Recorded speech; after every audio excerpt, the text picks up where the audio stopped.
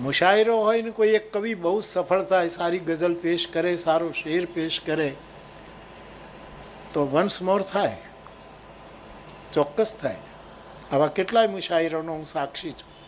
પણ કોઈ માણસ પ્રવચન કરે અને એ પ્રવચન પૂરું થાય પછી આખું ઓડિયન્સ કહે કે પ્રવચનનો વન્સ મોર કરો, એવો એક જ માણસ આપણી પાસે છે અને એ વક્તા જેવી કે આખું પ્રવચન એને બીજી વખત, પછી એનું એ તો ન જ આવે ને, પાછું એ તો ગંગા તો વહી ગઈ, પણ મૂળ મુદ્દામાં વળી પાછું એના કરતાંય વધારે સારું બોલે એવા યુવાનોના અત્યંત પ્રિય એવા જયભાઈ આપણને મળ્યા.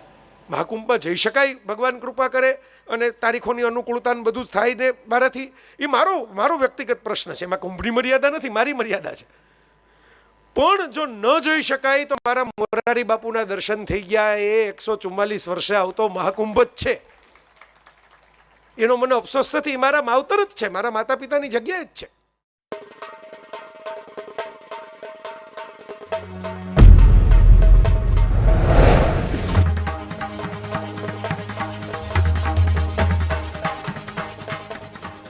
જય વસાવડાના તમામ વિડીયોનો એક જ ઓફિશિયલ ખજાનો એટલે પ્લેનેટ જેવી યુટ્યુબ ચેનલનો જલસો. તો જલ્દી લાઈક કરો, સબસ્ક્રાઇબ કરો અને બેલ આઇકન પ્રેસ કરી ઓલ સિલેક્ટ કરો, જેથી તમે જોઈ શકો અમારા વિડીયો સૌથી પહેલા. બાપુનું કહેણ આવે, બાપુની કૃપા વરસે તો કોણ ન આવે, સ્વાભાવિક રીતે. એટલે આ આખી એ વ્યાખ્યાનમાળા સાતત્યપૂર્ણ રીતે જે યોજાતી રહી છે એના મૂળમાં આપણે સૌ જાણીએ છીએ એમ કેવડ અને કેવડ બાપુ છે. આ પ્રસંગે હું બાપુને પણ આશીર્વચન પાઠવવાને માટે વિનંતી કરું છું. પૂજ્ય બાપુ.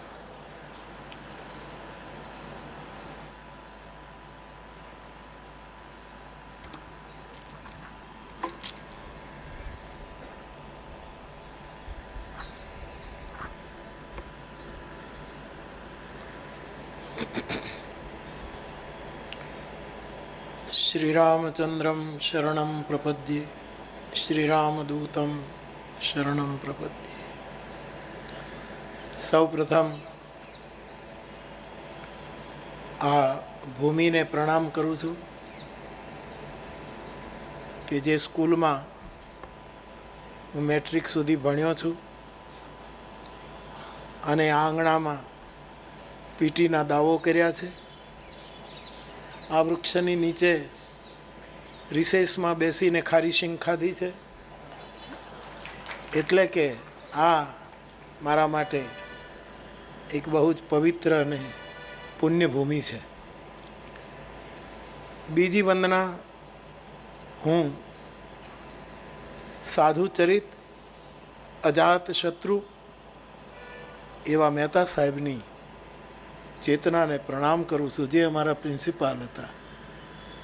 અને આવા આચાર્ય રામકથાને લીધે આખી દુનિયામાં ફરવાનું થાય છે, પરંતુ આવા આચાર્ય હજી મેં જોયા નથી. એવા મહેતા સાહેબની ચેતનાને અને એમની પવિત્ર પ્રતિમાને પ્રણામ કરું છું, જેમના નામ સાથે આ વ્યાખ્યાનમાળા શરૂ થઈ. એવા મહુવાના જ આપણા વડીલ અને આદરણીય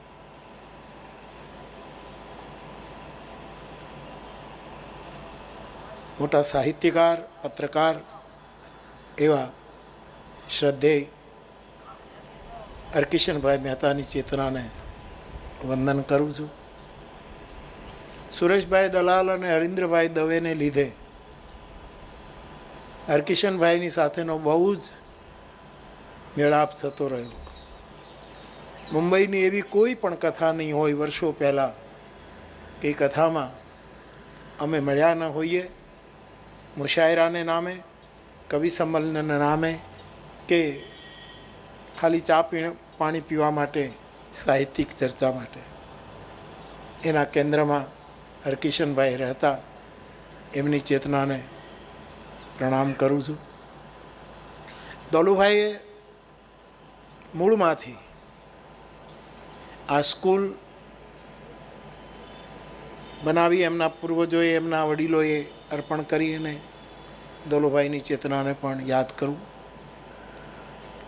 આપણા સૌના પ્રેમને લીધે આમંત્રણ સ્વીકારીને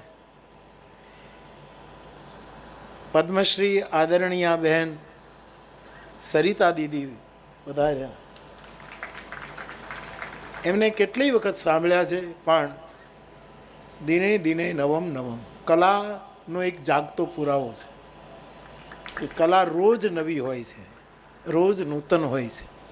અને એટલા જ ફ્રેશ લાઈવ એવા દીદીને હું આવકારું છું કે આપ આવ્યા, અમે આપના ઋણી છીએ. જયભાઈને તો હું એમ કહું કે આપને અનુકૂળ છે તો કે એવું તમારે પૂછવાનું જ ન હોય, મને હુકમ કરવાનો હોય.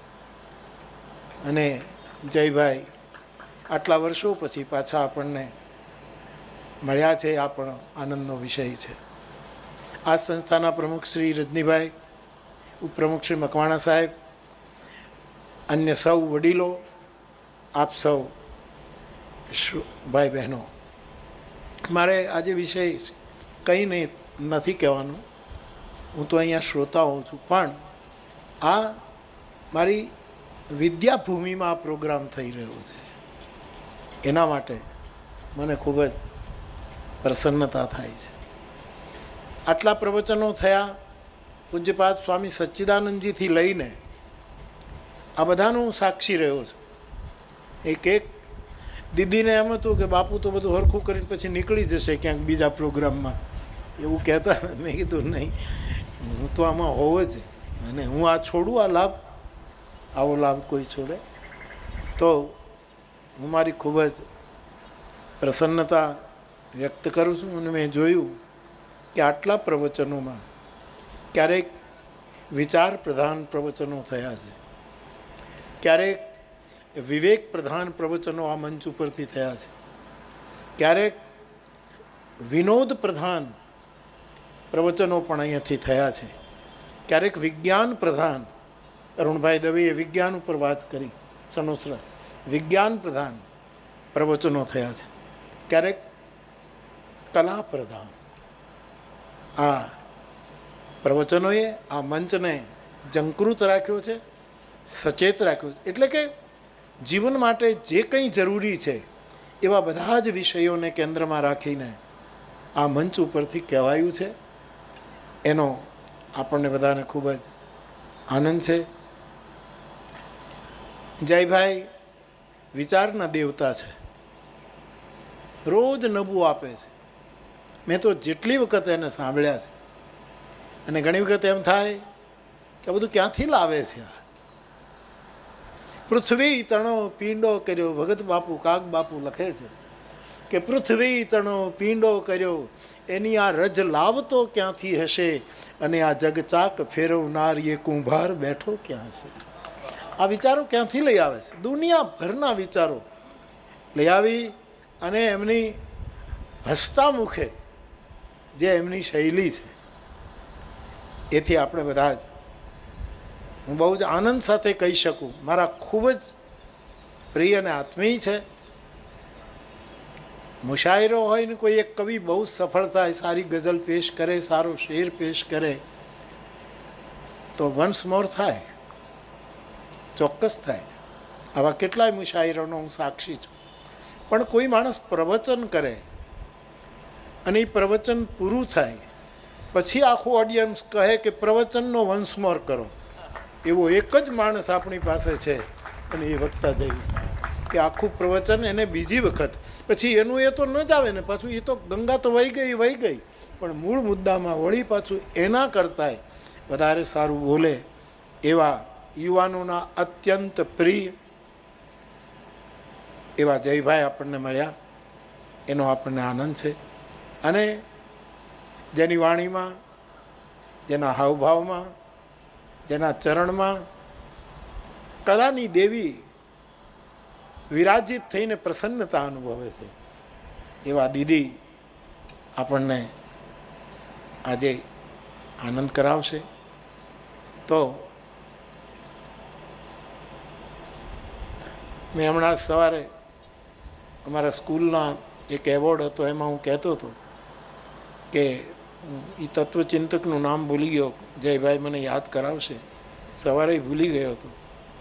એ પોતાની કારમાં પેરિસ જતા હતા અને સિક્યુરિટી ફોર્સના જવાને એની ગાડી રોકી બોર્ડર ઉપર.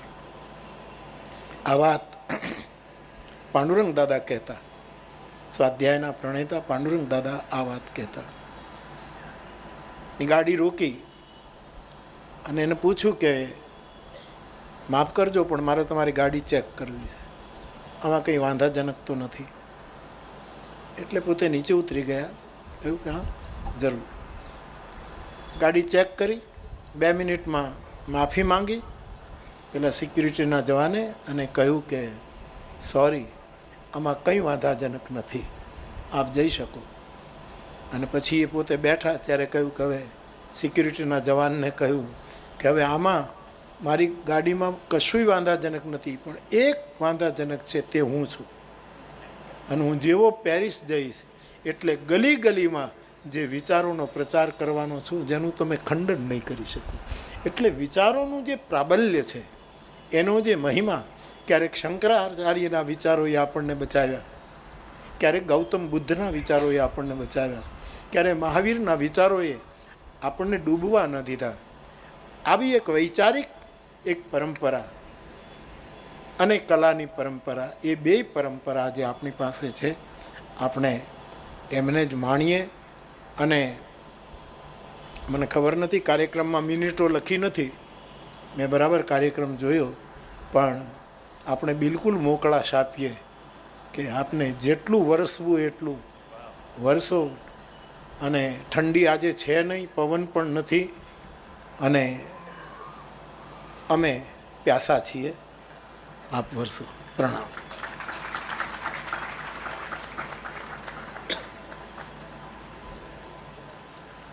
હવે શબ્દ બ્રહ્મની સાથે જેમનો નાતો છે એવા વક્તાને આપણે માણવા તરફ જઈ રહ્યા છીએ. સાહિત્ય, સંગીત કે શિક્ષણ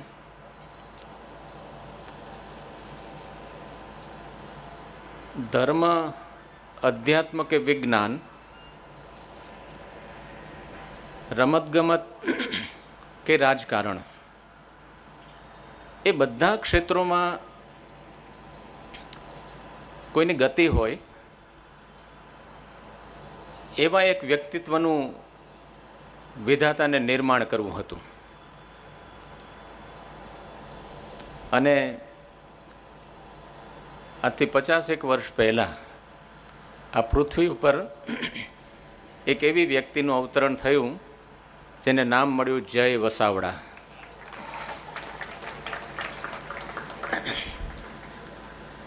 આપણે સૌ જાણીએ છીએ કે મેં ગણાવ્યા એ બધા જ ક્ષેત્રોમાં એમની ગતિ છે અને સફળતાપૂર્વકની ગતિ છે, સાતત્યપૂર્ણ ગતિ છે. અને ચલચિત્ર તો એમને માટે ગોળનું ગાડું છે. આપણે છે ને બધા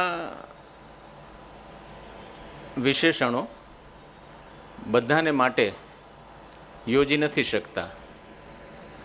આપણે ઉદારતાપૂર્વક યોજીએ એ જુદી વસ્તુ છે, પણ એમ ઉદારતાપૂર્વક જો આપણે અનુચિત રીતે વિશેષણો યોજીએ ને તો એ વિશેષણો ભોંઠા પડે. આપણે કોઈને પણ કહીએ કે આ બહુમુખી પ્રતિભા ધરાવે છે, જે એકમુખી પ્રતિભા પણ ન હોય ઘણી વખત, પણ આપણી ઉદારતાને કારણે આપણે આવા વિશેષણો પ્રયોજીએ. પણ હું એમ કહું કે જય વસાવડા બહુમુખી પ્રતિભા ધરાવે છે, તો પેલા વિશેષણને પણ શેર લોહી ચડે કે યોગ્ય જગાએ આ વિશેષણ પ્રયોજવામાં આવ્યું. જય વસાવડાના વક્તવ્યોમાંથી અને એમના લેખનમાંથી આપણને બહુ સારી રીતે આ વાતની સાહેદી સાંપડે છે.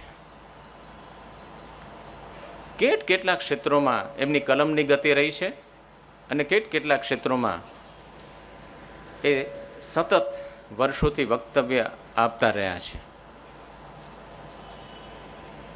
મજાની વાત એ છે કે જય વસાવડા જે વિષય પસંદ કરે છે એ વિષય વિશે કશું જ ઉભડક લખતા નથી કે ઉભડક બોલતા નથી, પણ સાધાર બોલે છે, સાધાર લખે છે. એમ જ હવામાં ગોળીબાર નથી કરતા. અને આપણે એ પણ જાણતા હોઈએ કે એ એમના સ્ટેન્ડમાં બહુ જ ક્લિયર છે. હંમેશા પોતાના મત વિશે એ પૂરા પ્રામાણિક છે અને પ્રામાણિકતાપૂર્વક પોતાને જે કંઈ લાગે, જેવું કંઈ લાગે એવું એ નિર્ભીક બનીને કહે છે. કોઈને પણ સાડી બહાર રાખ્યા વિના કહે છે. આ સ્પષ્ટ વક્તૃતા એ પણ જય વસાવડાના વ્યક્તિત્વની એક બહુ જ મહત્વની લાક્ષણિકતા છે. જયભાઈ પાસે શબ્દોની સમૃદ્ધિ છે. જયભાઈ પાસે વિચારોનો વૈભવ છે. એમની પાસે અભિવ્યક્તિનું ઐશ્વર્ય છે અને એને કારણે આપણને સૌને સતત ઘેલું રહે છે એમને વાંચવાનું, સતત ઘેલું રહે છે એમને સાંભળવાનું. એમના વિશે વાત કરવાનું તો એટલું બધું મન થાય અને વાત કરવાના મુદ્દા પણ આપણને એટલા બધા હાથવગા હોય. એ ભલે સંકેત કરે પણ એક બે મુદ્દા તો હું મૂકીશ જ. એ કહે છે કે હવે બસ કરો, પણ મને પણ લોભ છે. કેમ કે જય વસાવડાને વિદ્યાર્થી અવસ્થાથી હું સારી રીતે ઓળખું છું. જે વાંસના અંકુરની માફક એ નિખરી આવ્યા છે એનો હું સતત સાક્ષી છું. એટલે મને ગમે.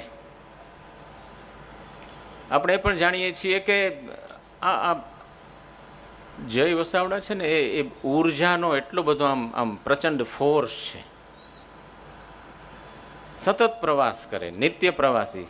જયને હું એમ કહું કે જય નિત્ય અભ્યાસી છે અને નિત્ય પ્રવાસી છે. સતત અભ્યાસ, સ્વાધ્યાય. મેં કહ્યું કે સાધાર જ કહેશે, જે કંઈ કહેશે. બહુશ્રુત એવો શબ્દ છે આપણે ત્યાં.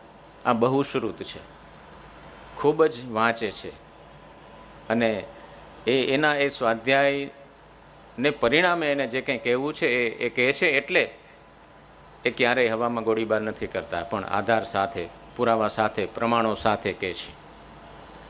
અને કેટલો પ્રવાસ એનો, સાતત્યપૂર્ણ પ્રવાસ. આજે અમરેલીમાં હોય, કાલે અમેરિકામાં હોય. આજે મોરબી હોય, કાલે મુંબઈ હોય, પરમ દિવસે મેલબોર્ન હોય. ખરા અર્થમાં એ વિશ્વ પ્રવાસી છે અને આખા વિશ્વમાં એણે ડંકો વગાડ્યો છે ગુજરાતી ભાષાનો, ગુજરાતી સાહિત્યનો. એને માટે આપણી છાતી પણ ગજગજ ફૂલે કે અમારો જય વસાવડા સમગ્ર વિશ્વમાં ડંકો વગાડીને બેઠો છે. કેટલું વાલ વરસાવે છે બધા. હમણાં એમને 50 વર્ષ પૂરા કર્યા અને બાપુના વરદ હસ્તે જે દળદાર ગ્રંથ રેઇનડ્રોપ્સ નું બ્રહ્માર્પણ થયું, સમાજને મળ્યો. એ ગ્રંથ કેટલો આંતરબાહ્ય સમૃદ્ધિથી ભર્યો ભાદર્યો છે. માત્ર એનો સ્થૂળ વજન નથી કંઈ, પણ એનું આંતરિક વજન પણ એટલું છે. તો આવા જય વસાવડા આપણી વચ્ચે હોય એનો સ્વાભાવિક આપણને આનંદ હોય, એનું સ્વાભાવિક આપણને ગૌરવ હોય. આ ગૌરવને આપણે માણીએ. જય વસાવડાને હું વિનંતી કરું વક્તવ્યને માટે. પ્રિય જય વસાવડા.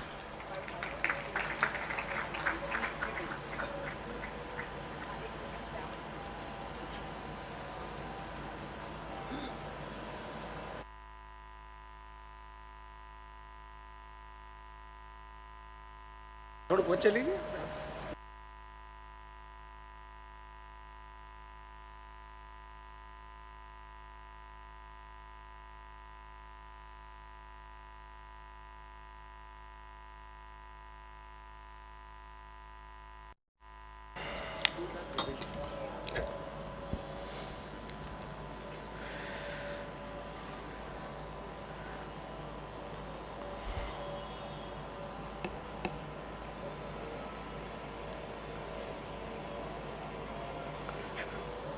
જય સિયારામ બાપુ.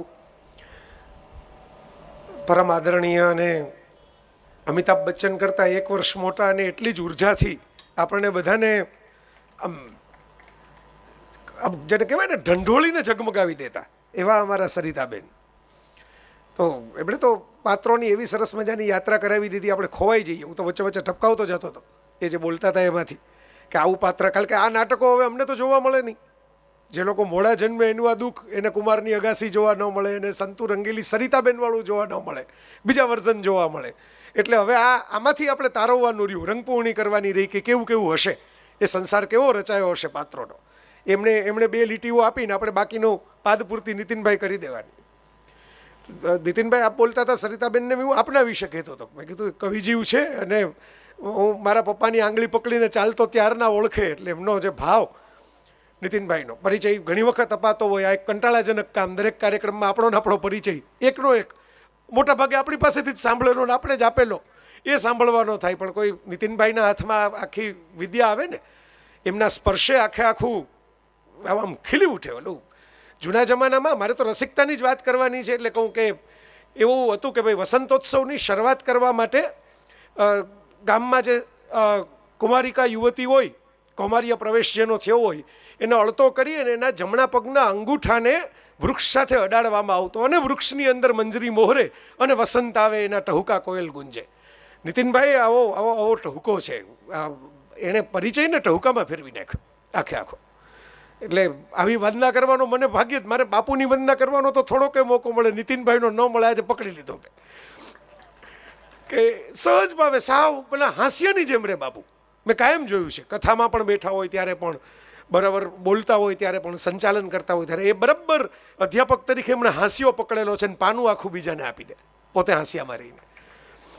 તો આ એક સહજ ઉમળકો નીતિનભાઈ બોલતા હતા, મને એમ થયું કહું એક પુષ્પ એમને અર્ધ્ય આજે આપી દઉં, કારણ કે રસિક કવિ છે પાછા અમારા વિષયમાં એ પણ છે. અને બાપુ વિશે તો હું શું કહું, એક તો બહુવામાં હું શું કહું આવીને.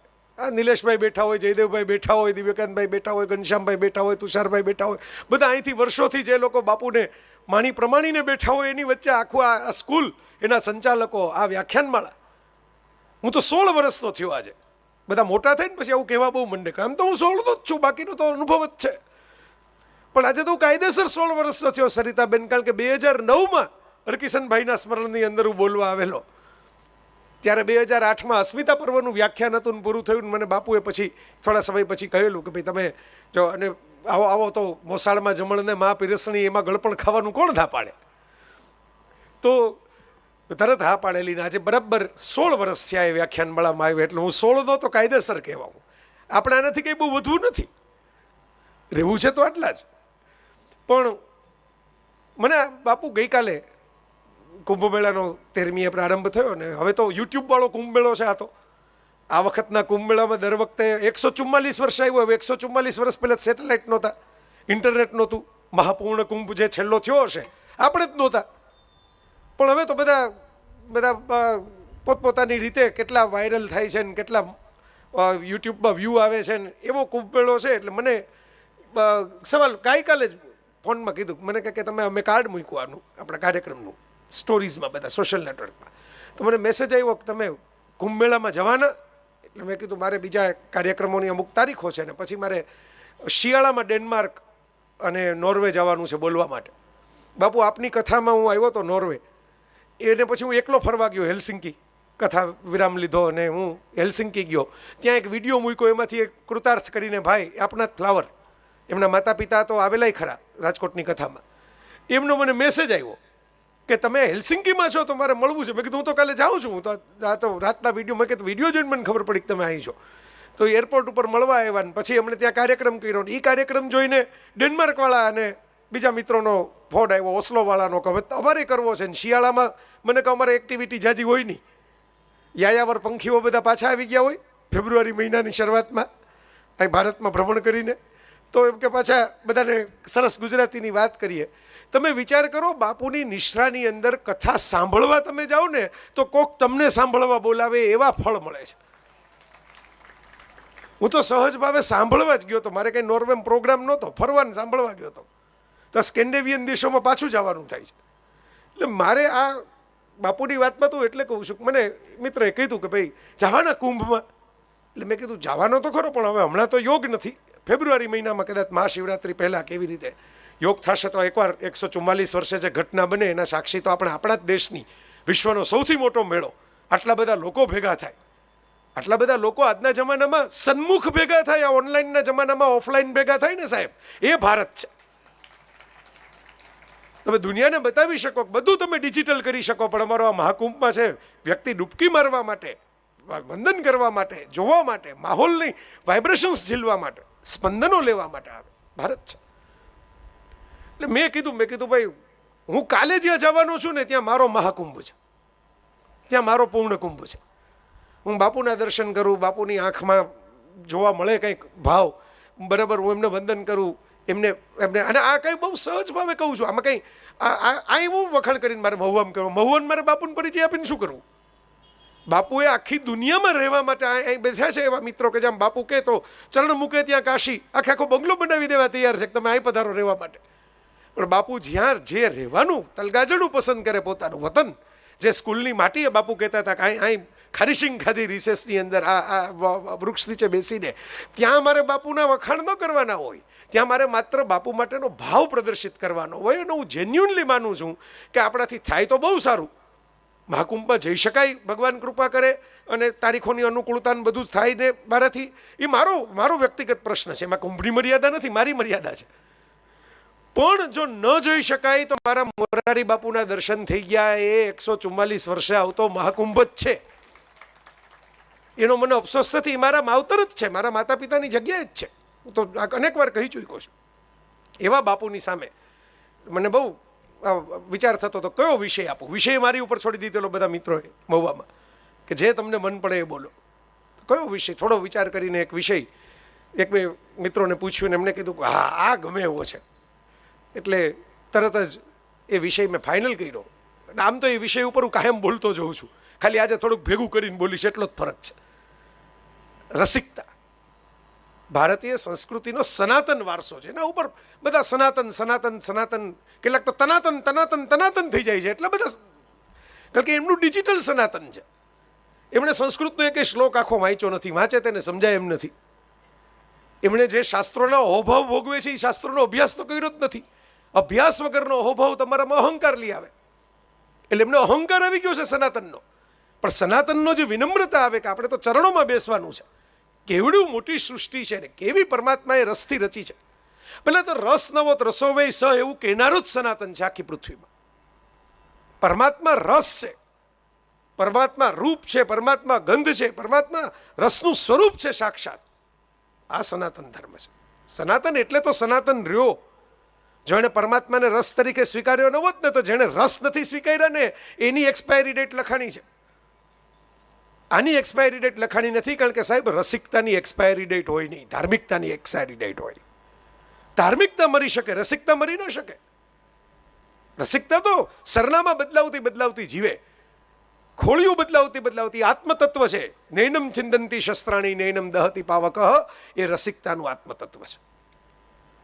મારે તો આમ જુઓ તો હવે એવો યુગ આવી ગયો કે આપણા દેશમાં આપણે આપણા દેશના વારસાની, દિવ્યકાંતભાઈ, એડવોકેટની જેમ બ્રીફ લઈને કેસ લડવો પડે. આપણા દેશમાં એટલો લાંબો એક ગુલામીનો અંધકાર કાળ આવ્યો આખો, અને અંધકાર કાળને કારણે એક વિક્ટોરિયન, આજની નહીં પણ વિક્ટોરિયન ક્રિશ્ચિયાનિટી. કારણ કે હવે તો ચર્ચમાં પણ જવા જે છેલ્લા પોપ છે એમને તો ઘણા ઉદારદિલ સુધારાઓ કર્યા. હમણાં છેલ્લે ગયા વર્ષે, એટલે હવે ગયું વર્ષ હમણાં જ થઈ ગયું 2024, એમણે એક નિવેદન કર્યું કે ભાઈ સ્ત્રી પુરુષનો પ્રેમ છે એને એક સમયે બહુ પાપ ગણીને ઘણા બધા સળગાવવામાં આવ્યા છે, પણ હું પોપ તરીકે એવું કહું છું કે આ પરમાત્માએ આપેલી ગિફ્ટ છે, ગિફ્ટને એન્જોય કરવાની હોય, ગિફ્ટને પાપ કરીને વખોડવાની ન હોય. હિંમતવાળું કામ છે પોપ તરીકે, કેવું હિંમતવાળું કામ છે. એ વ્હીલચેરમાં બેઠા છે હવે તો, પણ કેટલાક લોકોને એમણે ઊભા કર્યા ખરા આવું કહીને. આ જેહાદી ઇસ્લામ આપણી આસપાસ આવ્યો, જે અત્યારે આપણે અફઘાનિસ્તાનમાં જે તાલિબાનનું સ્વરૂપ જોવા મળે છે, બધા નહીં, આપણે જોર્ડને જોવા મળે છે, આપણને દુબઈ જોવા મળે છે, જ્યાં સહજતા છે, જ્યાં રસિકતા છે. દુબઈ કેમ જવું ગમે બધાને? કે બધાને ફોરેન જવામાં બીજું કંઈ ન થાય, દુબઈ, કારણ કે વિઝા તરત મળી જાય, સુંદર સુંદર બધો સરસ, કંઈ ક્રાઇમ થાય નહીં, સોનાના ઘરેણા મૂકીને તમે નીકળી જાવ તો કોઈ અડે નહીં. વચ્ચે એક એવો વિડીયો આવ્યો હતો, એક બેન કાર ઉપર વિડીયો પોતાના કાનના ઇયરિંગ ને બધું ભૂલી ગયા હતા અને ગયા 15 મિનિટ પછી પાછા આવ્યા, ત્યાં જ પડ્યું હતું બધું, કોઈ અડે નહીં. દુબઈમાં રસ છે એટલે બધાને જવું છે, એટલે તો ધીરે ધીરે આજુબાજુવાળાને બધાને એમ થયું કે સાઉદીવાળાને થયું ધીરે ધીરે કે જ્યાં જ્યાં રસ હોય ત્યાં આપણે કંઈક ભેગું કરીએ, આપણે રસ ભેગો કરીએ, આપણે અહીં બધા આવે. તમે વિચાર કરો, આ રસિકતાની મોસમ, એટલે હું કહું છું કે એ જે અફઘાનિસ્તાનમાં અને ઈરાનમાં અત્યારે જે ચાલે છે એ ઇસ્લામને કારણે આપણે એની નકલ કરવા માંડ્યા અને આપણે એમ કહેવા માંડ્યા કે આ તો ધર્મ છે. આપણો વારસો જ ભૂલી ગયા કે આપણો ધર્મ શું હતો. ખ્રિસ્તી ધર્મમાં કામ દાનવ છે, ભારતીય ધર્મની અંદર કામ દેવ છે.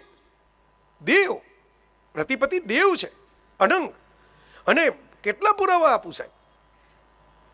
રણ મેદાનની વચ્ચે ભગવદ્ ગીતા સંભળાવવાની છે, રણ મેદાનની વચ્ચે ઉભા રહીને. હવે ત્યાં જ્ઞાન દેવાનું હોય, ત્યાં આત્મા પરમાત્માની મોક્ષની વાત કરવાની હોય, જ્યાં યુદ્ધ જીતવા માટેનું ઉત્સાહ આપવાનો હોય, એની વચ્ચે કૃષ્ણ કહેવાનું ભૂલતા નથી. મને ગીતાના બધાને અલગ અલગ અધ્યાયો ગમતા હોય, એમાં સાંખ્યનો, મોક્ષનો, યોગીની લક્ષણો, કેટલા બધી સરસ સરસ વાતો છે. પણ મને 10મો અધ્યાય બાપુ બહુ ગમે, વિભૂતિ યોગ. રસની વાત છે. આટલા બધાની વચ્ચે 18 અધ્યાયની વચ્ચે કૃષ્ણ યાદ દેવડાવવાનું ભૂલતા નથી કે મૂળભૂત રીતે હું રસ છું. ઋતુઓમાં હું વસંત છું, વર્ષા નહીં. વરસાદ પોષણ આપે, ખરેખર તો વરસાદ સૌથી મોટી ઋતુ કહેવાય, કારણ કે પાણી વગર તો આપણે જીવી ન શકીએ, અન્ન ઊભું થાય નહીં, પાણી પીવાય નહીં. હમણાં જો પાણીનો ગ્લાસ આપણે આપ્યો સરિતાબેનને, પાણી તો પીવું પડે વચ્ચે, પાણી વગર તો શરીર ચાલે નહીં. છતાં કૃષ્ણ એમ કહે છે કે હું ઋતુઓમાં વસંત છું. વર્ષા પોષક છે પણ વસંત રસિક છે. તમે પોષણ તો મેળવશો, પોષણ મેળવીને મોટા થશો, પુખ્ત થશો, જુવાન થશો, ઊંચા થશો, પણ રસિક નહીં રહો તો જીવન નહીં મેળવી શકો, ખાલી પસાર થઈ જશો વર્ષો ઉમેરીને તમારામાં. આ પસાર ન થવાનું હોય એટલે કૃષ્ણ યાદ દેવડે. જો એકવાર તમે યાદ દેવડાવ, તમે એમ કહો કે ભાઈ તો પ્રિન્ટિંગ મિસ્ટેક હશે, આ તો એવાય પડ્યા છે પાછા. આપણે શ્લોકની વાત કરીએ ને એમ કે એ તો પાછળથી કોકે લખી નાખ્યું હશે. જે પાછળથી ખરેખર લખ્યું હોય ને આપણે સાબિત કરી દઈએ તો કે ના ના એ સાચું લાગે છે. કારણ કે એટલો ડરપોક સમાજ થઈ ગયો. તમે જે સમાજની વાત કરતા હતા ને, સાર્ત્ર, જ્યાં પોલ સાર્ત્ર, એમણે બાપુ એક અદ્ભુત વાક્ય લખ્યું એક જ લીટીમાં, અધર્સ આર હેલ, બીજાઓ નરક છે. આખી જિંદગી બીજાઓ બીજાઓ બીજાઓ બીજાઓ કરીને જીવવાનું રાખશો ને તો તમે નરકમાં જીવતા રહેશો. બીજાઓ નરક છે, બીજાઓની એપ્રુવલ લેવી એ નરક છે, બીજાઓને ગમે એમ જ જીવા કરવું એ નરક છે. સ્વાંત સુખાય, આપણી મરજી, આપણે મોજ, આપણો આનંદ. સનાતન આ કહે છે તમે તમારી ઓરિજિનાલિટી કેળવો, તમે તમારી અસ્તિત્વને પોકારો, તમે તમારી અંદરની વાતને શોધો. આ સનાતન છે. આખો વરસાદ સનાતન છે. વરસાદ છે ને, મેં કીધું એમ પોષણની ઋતુ ખરી, પણ વરસાદ પોતે, વરસાદ પડવાની ઘટના બહુ રોમેન્ટિક છે. શું કામ? હું જે કામ કરું છું, હું તો બહુ નાનકડું કામ કરું છું લખી બોલીને, બાપુ તો અનેક ગણું મોટું કામ કરે છે દેશ દેશાવરમાં, અલગ અલગ જગ્યાએ જઈને કથા કરીને. એ વર્ષાનું કામ એટલા માટે છે કે વરસાદ વરસે ને ત્યારે એ જોતું નથી કે સામે પતરું છે કે પથ્થરો છે. સામે જો બીજ હશે, પછી વાદળ જાળે ને પછી વસુંધરા મકરંદભાઈ ગાતા એમ તો ઉગશે, ન ઉગે તો કાંઈ નહીં. આપણું કામ વરસવાનું, આપણું કામ ભીના કરવાનું બધાને. સામે પછી આખો સમાજ રેઇનકોટ પહેરીને બેઠો હોય તો ભોગે ના, બીજું શું. અને રેઇનકોટ પહેરીને બેઠા હોય તો થોડાક છાંટા તો પડે જ, એટલા છાંટાઈ પૂરતા છે. ખબર તો પડે કે ભીનાશ આવી હોય, ઠંડક આવી હોય. તો આ વરસાદની જેમ હું કામ કરીને તમને કહું છું કે ભાઈ એક જગ્યાએ ચાલો તમે એમ કહો પ્રિન્ટિંગ મિસ્ટેક કઈ છે. કૃષ્ણ આવું કહે નહીં. વસંત એ તો સંતની વાત કરે, વસંતની થોડા વાત કરે. સાહેબ આપણે તો ઋષિઓ જ બધા વસંત પુરુષો હતા, સંત પુરુષો નહીં, વસંત પુરુષ હતા. ભારતના કોઈ પણ ઋષિનું જીવન તો જુઓ તમે, વસંતનું જીવન છે બધાનું. વાસંતી જીવન જીવ્યા છે, રમણીય જીવન જીવ્યા છે. કોઈ એક વિચારને, કોઈ એક આનંદને, કોઈ એક કળાને, કોઈ એક જ્ઞાનની ધારાને સાધ્ય કરવા માટે એ લોકો એકાંતમાં ગયા છે. દુઃખી થઈને સંસારને મિથ્યા સમજીને એકાંતમાં નથી ગયા, વધારે સારી રીતે જીવનને માણવા માટે એકાંતમાં ગયા છે. આ તફાવત આપણને સમજાતો જ નથી. આ બોર થઈને ગયેલા 5 જણાએ બ્રેકઅપ કરી દીધું ને 6 જગ્યાએ લાઇક નો આવી, ઇન્સ્ટાગ્રામમાં ફોટો મૂક્યો એટલે પ્રોફાઇલ ડીએક્ટિવેટ કરીને નહોતા ગયા.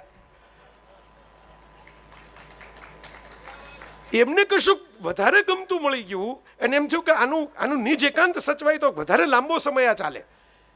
બરાબર, બાળકને તમે એને ગમતી ચોકલેટ આપો ને એ બધાની હાજરીમાં ન ખાય. તમે જોજો આમ રાખે, આમ રાખીને ભાગતું હોય. શું કામ? કે આ તો બધે ભાગ પડાવે આપણે ખોલું તો. હું કંઈક ખૂણામાં જઈને ખાઉં, ઘરે લઈ જઈને ખાઉં તો હું એકલો આખી ચોકલેટ ખાઉં. આ બાળ સુલભ આનંદ માટે આપણા ઋષિઓએ જંગલમાં નિવાસ પસંદ કર્યો છે, એકાંતમાં ડુંગર ઉપર બધા બેસણા પસંદ કર્યા છે, અલગ અલગ સ્થાનક પસંદ કર્યા છે આપણા દેવતાઓએ કે અમે આનંદના વિરોધી નથી. અમારો આનંદ અમારે થોડોક વધારે કરવો છે. તમારી હાજરીને કારણે એમાં વિક્ષેપ પડે છે એટલે અમને આગા જવા દો. અને આ કેવા કે અમે તમારા વિક્ષેપ નહીં કરીએ, તમે અમારા વિક્ષેપ નહીં કરતા. જરૂર પડે ત્યારે સાથ કરજો. વશિષ્ઠ હોય કે વ્યાસ હાજર થઈ જશે, જરૂર પડે ત્યારે સાથ કરજો. હું તો એ વારસામાંથી આવું છું એટલે હું પહેલાં તો ગીતાના 3 પ્રમાણ આપી દઉં. પહેલું પ્રમાણ વસંત, પછી પાછા કૃષ્ણ એમ કહે છે કે હું કામદેવ છું, કંદર્પ છું. શુદ્ધ સ્વરૂપે કંદર્પ જ બોલે છે, આગળ પાછળ કંઈ લટકણીઓ નથી રાખતા, માત્ર કંદર્પ જ બોલે છે. તો જોઈ લેજો ફરીથી શ્લોક આખો ફરીથી. આની પહેલા પણ કાલો અસ્મિ લોકક્ષય વાળો શ્લોક છે ને એ બધા બહુ યાદ કરે છે, કારણ કે કાળથી બીક બહુ લાગે. પણ કામો અસ્મિ પણ કહ્યું છે કૃષ્ણ, એ બધા યાદ નથી કરતા, કારણ કે આપણે એવો સમાજ બનાવીને બેઠા કે જેને આનંદ કરવામાં બીક લાગે. સરિતાબેન, જેને મોજ કરવાનું, તમે કહો સિનિયર સિટીઝન કોકની યારે બેઠા હોય એમાંય ખુલાસા કરવા પડે, કારણ આપવા પડે, અર્થ સમજાવવા પડે, શું કામ બેઠા હતા, કોણ હતા. મેં તો એક લેખ લખેલો, એની ઉપર એક આંતરરાષ્ટ્રીય મહિલા દિને લેખ લખેલો, એનું શીર્ષક મેં એવું આપેલું, એકલી રહેતી સ્ત્રી પીછો કરતી 1000 નજર. સ્ત્રીએ કોઈક ઢાંકણાની જેમ ભેગું જ ફેરવવું પડે, બરાબર, તો એમ લાગે કે ના ના આ બેન બરાબર છે. બેન એકલા જો ફિલ્મ જોવા જાય તોય વાંધો. આપણે એવો સમાજ બનાવ્યો બાપુ કે પુરુષ જાહેરમાં રડી ન શકે ને સ્ત્રી જાહેરમાં હસી ન શકે. બેયમાં ટીકાઓ થાય. પુરુષ રડતો હોય તો હે મરદ થઈને આવો, બાયલાને જેમ રડે છે, બાયલો પાછો એટલે પાછી એ ભાઈ સ્ત્રીની ટીકા આવે. એ ભાઈ હું તો કહું છું કે રસિકતા તો એને કહેવાય સાહેબ. અમે બધા આજે હજામત કરીને આવ્યા અહીં, બરાબર, અમે તો દાઢીવાળાની ભેગા આવ્યા છીએ, એની પાસે આવ્યા છીએ, પણ બાપુએ દાઢી ટ્રીમ કરે. વચ્ચે તો સોમનાથની કથામાં રૂપેશભાઈ બોલે છેલ્લે દિવસે હું ગયો સોમનાથ આપણી દ્વાદશ જ્યોતિર્લિંગમાં. બાપુએ તો ત્યાં મારા ખ્યાલથી ઉજ્જૈનમાં મહાકાલેશ્વરમાં તો પણ ટ્રીમ તો કરે. આમ જટાજૂટ જોગ્યું નહીં, આપણે તો સૌંદર્ય છે. પણ હું એમ માનું છું કે દુનિયાનું પહેલું રેઝર છે ને એ કોઈ સ્ત્રીનું મોઢું જોઈને પુરુષે શોધ્યું હશે. પહેલો અસ્ત્રો કે આ આપણા કરતા સારા લાગે છે, રૂપાળા લાગે છે. આમાંય રસિકતા છે સાહેબ, આના વગર આ શોધ ન થઈ હોય. ભગવાને આપેલું જે છે એમાં ફેરફાર કરવાની કંઈક જરૂર છે એવું આખી દુનિયાના પુરુષોને એક સમયે લાગ્યું. જટાજૂટ જોગીઓના જ બધા ચિત્રો હતા, ત્યાંથી ક્લીન શેવન કૃષ્ણ દોરતા થઈ ગયા, આપણે ક્લીન શેવન રામ દોરતા થઈ ગયા. શું કામ? મહાદેવજીને થોડાક રાખ્યા છે હજી ક્યારેક ક્યારેક વચ્ચે વચ્ચે, બાકી એમાંય વચ્ચે વચ્ચે તો હાથ ફરી જતો હોય છે કલાકારનો.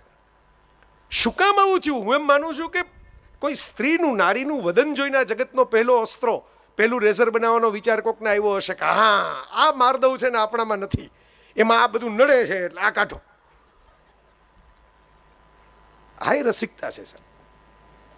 આ વસ્ત્રો તન ઢાંકવા માટે પહેરવા, અને વસ્ત્રો સાડલો, આ શરૂઆતમાં જ ન કીધું કે હું ઊભી રહીને બોલું તો મારો આખો સાડલો દેખાય ને. આ રસ છે સાહેબ જીવનનો.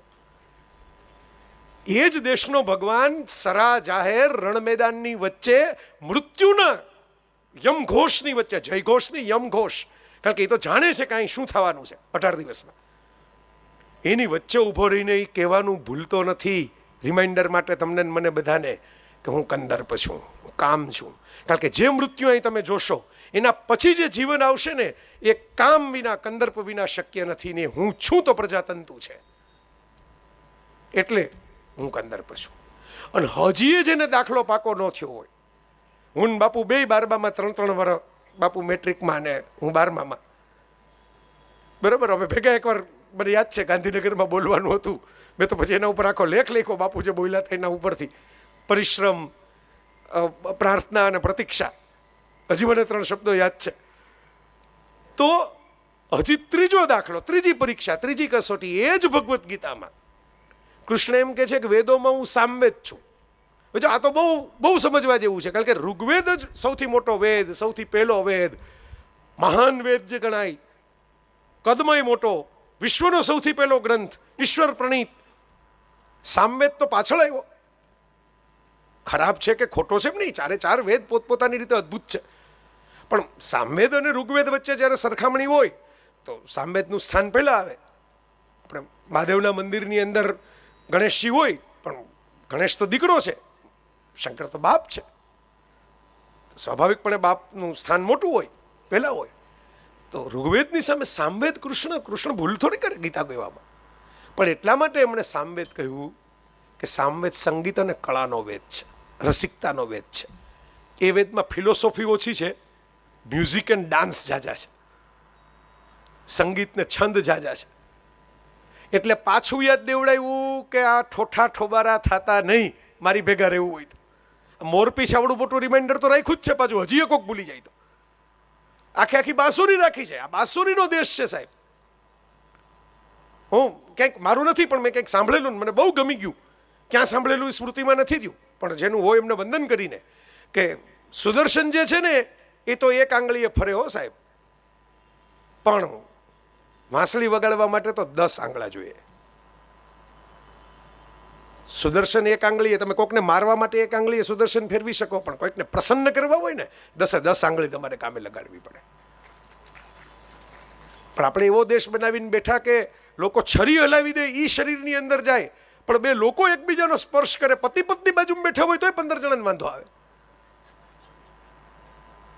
બરાબર. આ દેશની અંદર મને તો નવાઈ એ લાગે કે આ દેશની અંદર, બાપુ આપ યાદ કરતા હતા કબીરવડની કથાની અંદર કે બનાસની આપણે વાત કરી, વણાસ વનની હાશનું, તે દિવસે સદનસીબે હું જે દિવસે હતો તે દિવસે આ વાત નીકળીને મને એમાં મળ્યું. ને પછી કયા ઋષિઓ આપણે અહીં ગુજરાતની અંદર થયા અને કયા વિસ્તારની અંદર થયા, એમાં થોડી વાત. બ્રહ્મગુપ્ત પણ ગુજરાતી, એ રીતે ગણો તો શૂન્યના શોધક. પણ મને આનંદ એ થાય, ગૌરવ સહિત હું આનંદ લઉં. અને આપણે પ્રકાશ કોઠારીએ જ રજનીભાઈ આ કર્યું છે સંશોધન, ડૉક્ટર પ્રકાશ કોઠારી, એ પણ પદ્મશ્રી આપણા ગુજરાતી. મહર્ષિ વાત્સ્યયન સુરત બાજુના હતા. આનર્ત લાટ પ્રદેશ ને એવું કંઈક બધું આપણે ઘણું બધું ગોતી આવ્યા છે ક્યાંથી. અને સાહેબ વાત્સ્યાયનને આપણે ઋષિ નહીં મહર્ષિ કયા પાછા. એ મહર્ષિ જે પરણિત નહોતા, અપરિણિત રહેવું, સિંગલ રહેવું, એટલે બાકીના પરણનારાઓએ મજા ન કરવી ને આપણી ભેગા મઠમાં ગોઠવાઈ જવું, એવું માનનારો ભારતનો ઋષિ ન હોય. એ પોતે અપરિણિત રહે પણ પરણેલા હોય કયો આનંદ કરવો એનો ગ્રંથ લખીને જાય, એ ભારતનો ઋષિ હોય. આ ભારતનો વાત્સ્યાયનના વારસદારો છીએ અમે. અને જેને આ સંસ્કૃતિઓ મહર્ષિ સિવાય કોઈ ઉપાધિ નથી આપી. સાદા ઋષિ નહીં, સ્પેશિયલ કેટેગરી. આ વાત્સ્યાયનના વારસદાર રસિકતા. અને રસિકતા એટલે લોકોને રસિકતા શબ્દ બોલો એટલે ખાલી વાત્સ્યાયન બોલવું એટલે બધાને એમ જ આવે કામસૂત્ર એટલે નર નારીનું મિલન. આ દેશનો ઋષિ કેવો રસિક હશે કે એણે એમાં એવું લખ્યું છે કે પરણ્યાની પ્રથમ 3 રાત્રે પતિ પત્નીએ એકબીજાનો 3 રાત સુધી, એક નહીં 3 રાત સુધી પતિ પત્નીએ એકબીજાનો સ્પર્શ કરવાને બદલે મધુર સંભાષણ કરીને એકબીજા વિશેનું જ્ઞાન પ્રાપ્ત કરવું. તને શું ગમે છે ને તને શું નથી ગમતું, પરસ્પર જ્ઞાન પ્રાપ્ત. કારણ કે એ સમયમાં તરત ઓળખ તો શક્ય નહોતી, તો પરસ્પર ઓળખ કરવી એકબીજાની. સ્પર્શ પછી કરવો. સ્પર્શ તો તમે આજીવન કરવાના છો. પહેલાં માનસિક મેળ પડશે તમારો, મનની અંદર તમારો, હૃદયમાં તમારો સ્પર્શ થશે, પછી તમારા તનનો સ્પર્શ લાંબો ટકશે, નહીંતર લાંબો નહીં ટકે. એટલે કંઈ એવું નથી ખાલી કંઈ એક્સરસાઇઝ લખીને ગયા છે કોઈ, એની પાછળ એક ઊંડો વિચાર લખીને ગયા છે. જે સમયે પત્રોથી લગ્નો નક્કી થતા, એકબીજાને જોવાતું નહીં, એની આપણી પાસે અનેક કથાઓ છે સરસ મજાની, અને રસિક કથાઓ. ચંદ્રહાસનું આખ્યાન કેવું રસિક આખ્યાન, લોકો ભૂલી ગયા આ બધી કથાઓ. કચ્છ અને દેવિયાની કેવું રસિક આખ્યાન. તમે વિચાર તો કરો. ભલે દાનવોના ગુરુ છે, પણ શુક્રાચાર્યને જ્યારે ખબર પડે છે ત્યારે એમ કહે છે કે ભાઈ દીકરી આ તારી પાસે રહેવાનો નથી. પણ દીકરી બાપને એમ કે મારો પ્રેમી છે, ગમે એ હોય, પેટ ફાડીને જીવતો કરો મારા પ્રેમીને. અને એ બાપ ભલે ગુરુ દાનવોનો કહેવાય, પણ શુક્ર નામનો ગ્રહ મસ્ત તો નહીં રચાણો હોય ને, વિલાસનો ગ્રહ, રસનો ગ્રહ. એ બાપ પોતાનું જીવ હોડમાં મૂકી દે છે પોતાની દીકરી માટે. શું કામ? દીકરીએ પ્રેમ કર્યો છે. બાપ જાણે છે કે દીકરીનો પ્રેમ સફળ નથી થવાનો. આ દેવતાઓએ મોકલેલો છે, જતો રહેશે બૃહસ્પતિ વાળો, પોતાના સૌથી મોટા રાઇવલ કહેવાય, હરીફ કહેવાય, એનો દીકરો છે, પણ છતાં દીકરીના પ્રેમ માટે બાપ પોતાનું પેટ ફાડી નાખે ને, એ દેશ ભારત છે સાહેબ. મેં તો બાપુને એકવાર કણવાની વાત કરેલી, અમારે યોગ થયો ત્યારે, કે વિશ્વામિત્ર તો એમને વધારે તપસ્યા અને સાધનામાં જવું તું, દીકરીની જવાબદારી લઈ શકે એમ નહોતા. અહીં તો અપ્સરા વિશ્વામિત્ર જેવા ગાયત્રી મંત્રના ઉદ્ગાતાના સંગીની બની શકે, એને પેટે જન્મે શકુંતલા. શકુંતલા પડિયાની અંદર વહેતી થાય. કણવ ઋષિ પોતે પેદા ન કરી હોય છતાં પોતાના પેટની દીકરીની જેમ સાચવે. હું ઋષિ એટલે આગા જાઓ, મારાથી સ્ત્રીનું મોઢું ન જવાય, મારાથી સ્ત્રીનો સ્પર્શ ન કરાય, હાય મારી મર્યાદાનો ભંગ થઈ જાય. પોતાની દીકરી ગણીને મોટી કરે કણવ ઋષિ. એને ગમે એને ત્યાં વિદાય કરે. મેં તને મોટી કરી, તને ખબર છે હું કોણ, મારા વગર તો તું જીવતી ન રહી હોત, પાણીમાં ડૂબી ગઈ હોત. આવા કવેણ કહેવાને બદલે એને ગમે ત્યાં વિદાય કરે ઋષિ. મને દુષ્યંત ગમે છે, દુષ્યંત. એનાથી મોટી વાત એ કે દુષ્યંતને જ્યારે સ્મરણમાં ન રહે શકુંતલાનો પ્રેમ, જે આજે પણ હજી કણવ જેવા બાપ નથી મળતા આપણને આજના સંસારમાં. એમ કે હવે તો તે નક્કી કર્યું હતું ને તારી મેળે, હવે ભોગવ જા, તારો ઓરડો આઈ નહીં, પાછા આઈ નહીં આવવાનું, તારા ભાઈને મળી ગયો તારો રૂમ, તારી ભાભી બેસે છે ત્યાં. એ સમયે કણવો એમ કે છે ઘર તો તારું જ છે ને બેટા, દુષ્યંત લઈ જાય કે ન લઈ જાય, બાપ તો બેઠો જ છે ને, આશ્રમ ક્યાં જ ભાગી ગયો છે, તારો દીકરો અહીં મોટો કર, હું બેઠો છું. હું દરેકને તમને પુરાવા આપીશ. આ કણવ શકુંતલા અને આ દુષ્યંતના સંતાન ભરતના નામ ઉપરથી જે દેશનું ભારત નામ કહેવાય, એ કેટલો રસિક દેશ રહ્યો હશે. અને આ જ ઘટના બીજી વાર બની કે જ્યારે સીતાએ સગર્ભા અવસ્થાની અંદર વનમાં જવાનું થયું ત્યારે વાલ્મીકીએ એમ કીધું કે ભાઈ હું ઋષિ છું એટલે કંઈ હું અહીં કોઈને આવવા ન દઉં એનો ઋષિ નથી થયો. હું ઋષિ એટલે થયો છું કે મારે ત્યાં બધા આવીને પોતપોતાના દુઃખ રોઈ શકે, બધા આવીને પોતાના સંતાનોને જન્મ આપી શકે. એક રીતે કવિતાના એંગલથી તમે જુઓ, પોએટિક એંગલથી જુઓ તો જે દશરથના ખોળામાં લવકુશે રમવાનું હતું એ વાલ્મીકીના ખોળામાં રહીમાં. દાદાનો ધર્મ, નાનાનો ધર્મ ઋષિએ નિભાવ્યો. મને મજા એ આવે બાપુ કે આપણી ભાષાના બે સર્વોત્કૃષ્ટ કાવ્યો જે ધર્મગ્રંથોની પાર નીકળી ગયા, એટલે વેદથી અને ઉપનિષદોથી ઉપર જતા રહ્યા, રામાયણ અને મહાભારત, એની કથાનક. કારણ કે આપણા એ ગાતાઓને ખબર હતી કે કથાનો રસ હશે ને તો આ જ્ઞાનનો રસ સચવાશે. કથાના રસ વગરના ઉપનિષદો ભૂલાઈ જશે, કથાના રસ વગરના વેદ ભૂલાઈ જશે. જોકે એમણે વ્યવસ્થા એટલી કરી કે ઉપનિષદ હોય કે વેદ હોય, શ્લોક વગરની રસિકતા, અગેન કવિતા. વિચાર તો કરો, મને કોક અત્યારે કે સરિતાબેન કે જેટલું બોલ્યા એ બધું કમ્પોઝ કરી નાખો, મારી ત્રેવડબારની વાત છે. મારી તો ઠીક, હું બોલાવું સંગીતના 4-5 જ્ઞાતાઓને અહીં બેસાડું, બાપુને કારણે આવે ખરા. બાપુનું નામ પડે તો ઝાકીર હુસેને આવ્યા પહેલે જોયા છે, પંડિત રવિશંકરને આવેલા જોયા છે, અમજદ અલી ખાનને આવેલા જોયા છે, પંડિત જસરાતને આવેલા જોયા છે, ત્યાં આવે ખરા. પણ કંઈક ભાષણ કેમ કમ્પોઝ કરવું? મેરા કુછ સામાન તુમારે પાસ પડા હે ગુલઝારે લખીને નિલેશભાઈ આપ્યું ને આરડી બર્મન, એટલે આરડી બર્મન ખીજાણા સવારમાં. ત્યારે તો આ મોબાઈલ હતા નહીં, સવારમાં ઘરે ગયા ગુલઝારને, ગુલઝારે પોતે કહેલું છે, હજી જીવે છે. એટલે એવું નથી કાલો કિંવદંતી છે, આશા ભોસલે જીવે છે હજી, એટલે બધા સાક્ષીઓ જીવતા છે.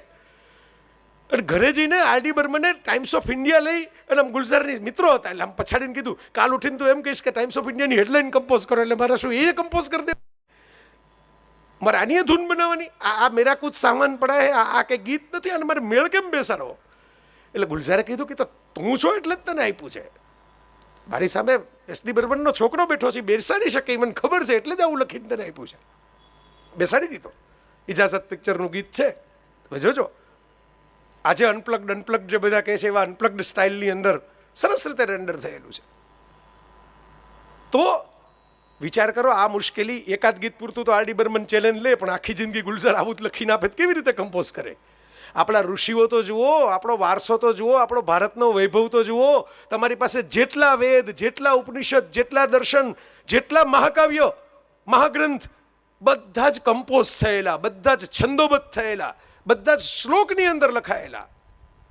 કેટલું કઠિન પરિશ્રમનું કામ તમે વિચાર કરો કે તમારી ઇમેજિનેશન થાકી જાય મગજ વિચારીને. દરેકે દરેક વાત તમે કાવ્યમાં કેમ મૂકી શકો, છંદમાં કેમ મૂકી શકો? એ અલંકૃત છંદો, શુદ્ધ ગાઈ શકો એવા માત્રા મેળ વાળા છંદો, આરો અવરોની સાથેના છંદો, તમે જે હમણાં પ્રસ્તુત કરતા હતા ને આરો અને અવરો,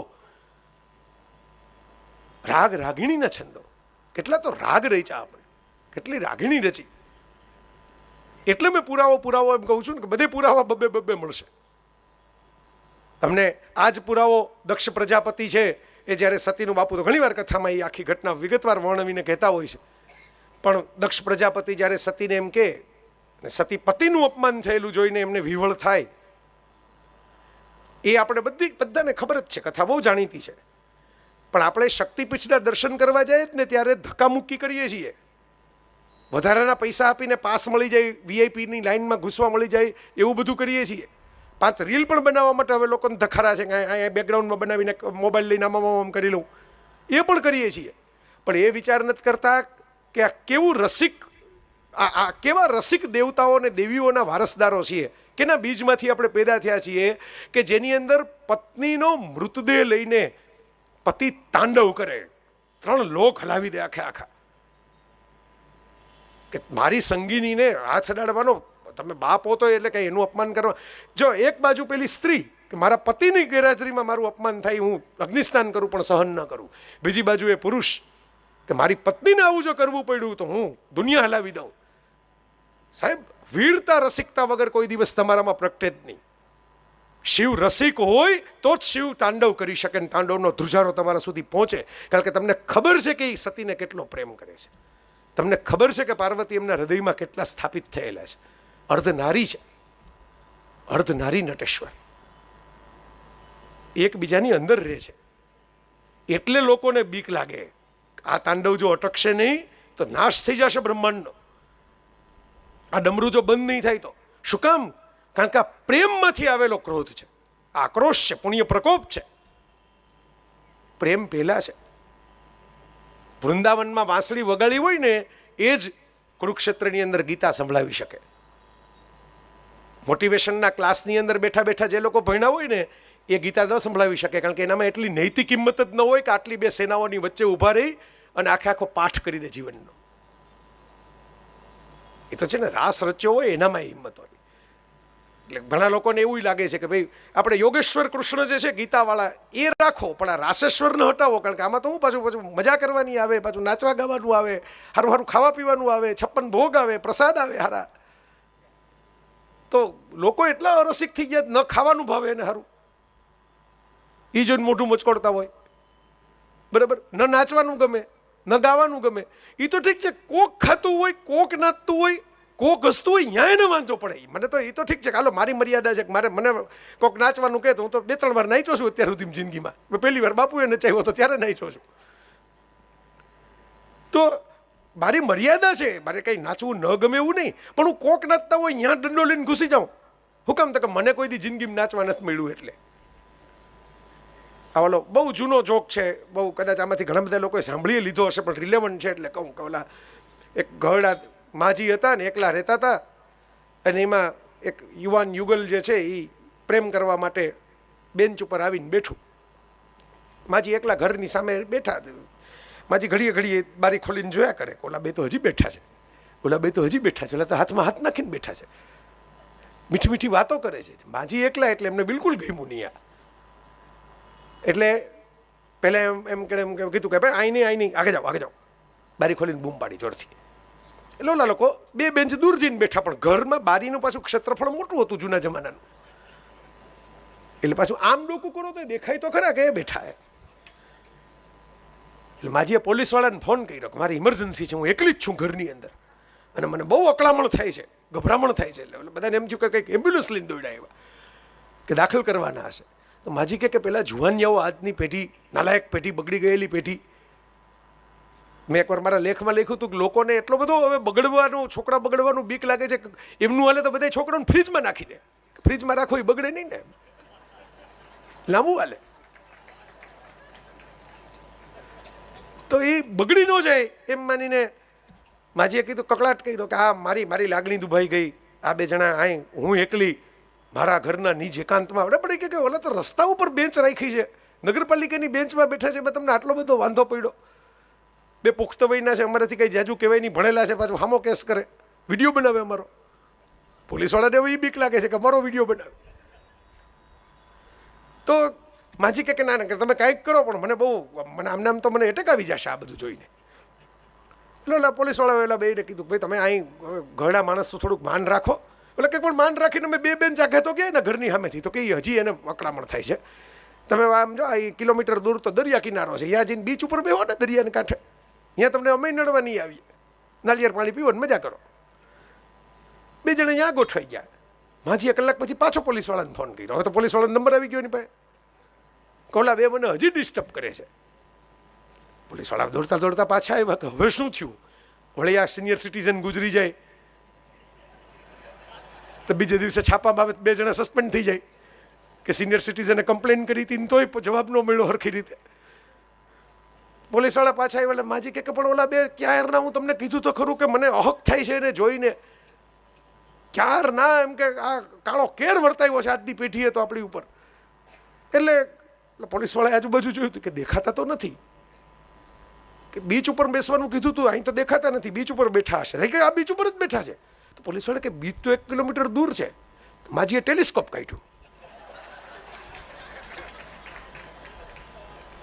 મેં આ રાખ્યું છે રાતના બેઠા બેઠા આકાશ દર્શન કરવા માટે. તો અગાસીએ ચડીને જોતી હતી શું કરે છે. એ બે જણા કમરમાં હાથ નાખી દીધો. હવે તો હાથમાં તો હવે આ કેમ સહન થાય આપણાથી? આવે કોઈ મોટાઓની મર્યાદા જ નહીં કાંઈ. હવે તમારે કોક બે જણા શું કરે છે એ ટેલિસ્કોપ લઈ લઈને જોવા જવું હોય, આકાશના ગ્રહો જોવાને બદલે એના ઘરમાં ઘૂસીને, અને પછી તમને અકળામણ થાય કે હાય હાય આ દેશમાં શું થવાનું છે. બરોબર, એ વારસો ન રહે એટલા ઋષિઓ આટલા રિમાઇન્ડર મૂકીને ગયા છે કે આપણે સહી તો કરીને ક્યાંય ગયા નથી. આ કોઈ એવો ધર્મ તો છે ને કે એક ગુરુ, એક ગ્રંથ, એક ઈશ્વરની સહી નીચે કરી અને મૂકી દેવાનું હોય. આપણે ખુલ્લું મૂકીને ગયા છીએ તો લોકોને જરાક યાદ રહે એના માટે 4-5 વખત રિમાઇન્ડર આપ્યા કરીએ. આ લીલારાસ આપણા ભગવાનોનો, આપણા ઈશ્વરોનો. એટલે દરેક જગ્યાએ લીલારાસના તમને પ્રતીકો મળે. આપણા 2 મહાકાવ્યો બાપુ કહેતો તો રામાયણ અને મહાભારત. વિશિષ્ટતા એ છે કે દુનિયામાં મહાકવિ તો ઘણા થઈ ગયા અને ઘણા બિલ્ટને લખ્યું, જીતિનભાઈને બધું કંઠસ્થ થશે, કોણે કોણે પેરેડાઇઝ લોસ્ટ લખ્યું, હોમરે લખ્યા ઇલિયાડ અને ઓડિસી, અંધકવિ અને દેખતાઓ ડોલી ઉઠે એવા કાવ્યો લખ્યા. ઘણા લોકોએ ઘણા મોટા મોટા કવિતાઓ લખી, હજી એ લખે છે. હવે તો ઇન્ટરનેટને કારણે એવી આવા મહાકવિઓ પેદા થયા છે બધા. આ બધા તો અમર થઈ ગયા, 2000 વર્ષ, 3000 વર્ષ, 500 વર્ષ, 300 વર્ષ ટક્યા. આ તો 3 દિવસે ટકે નહીં. પણ હવે શું છે કે ઓલું મેસેજ મફત છે એટલે આપણી માથે મોકલે કે કવિતા વાંચીને રિવ્યુ આપજો.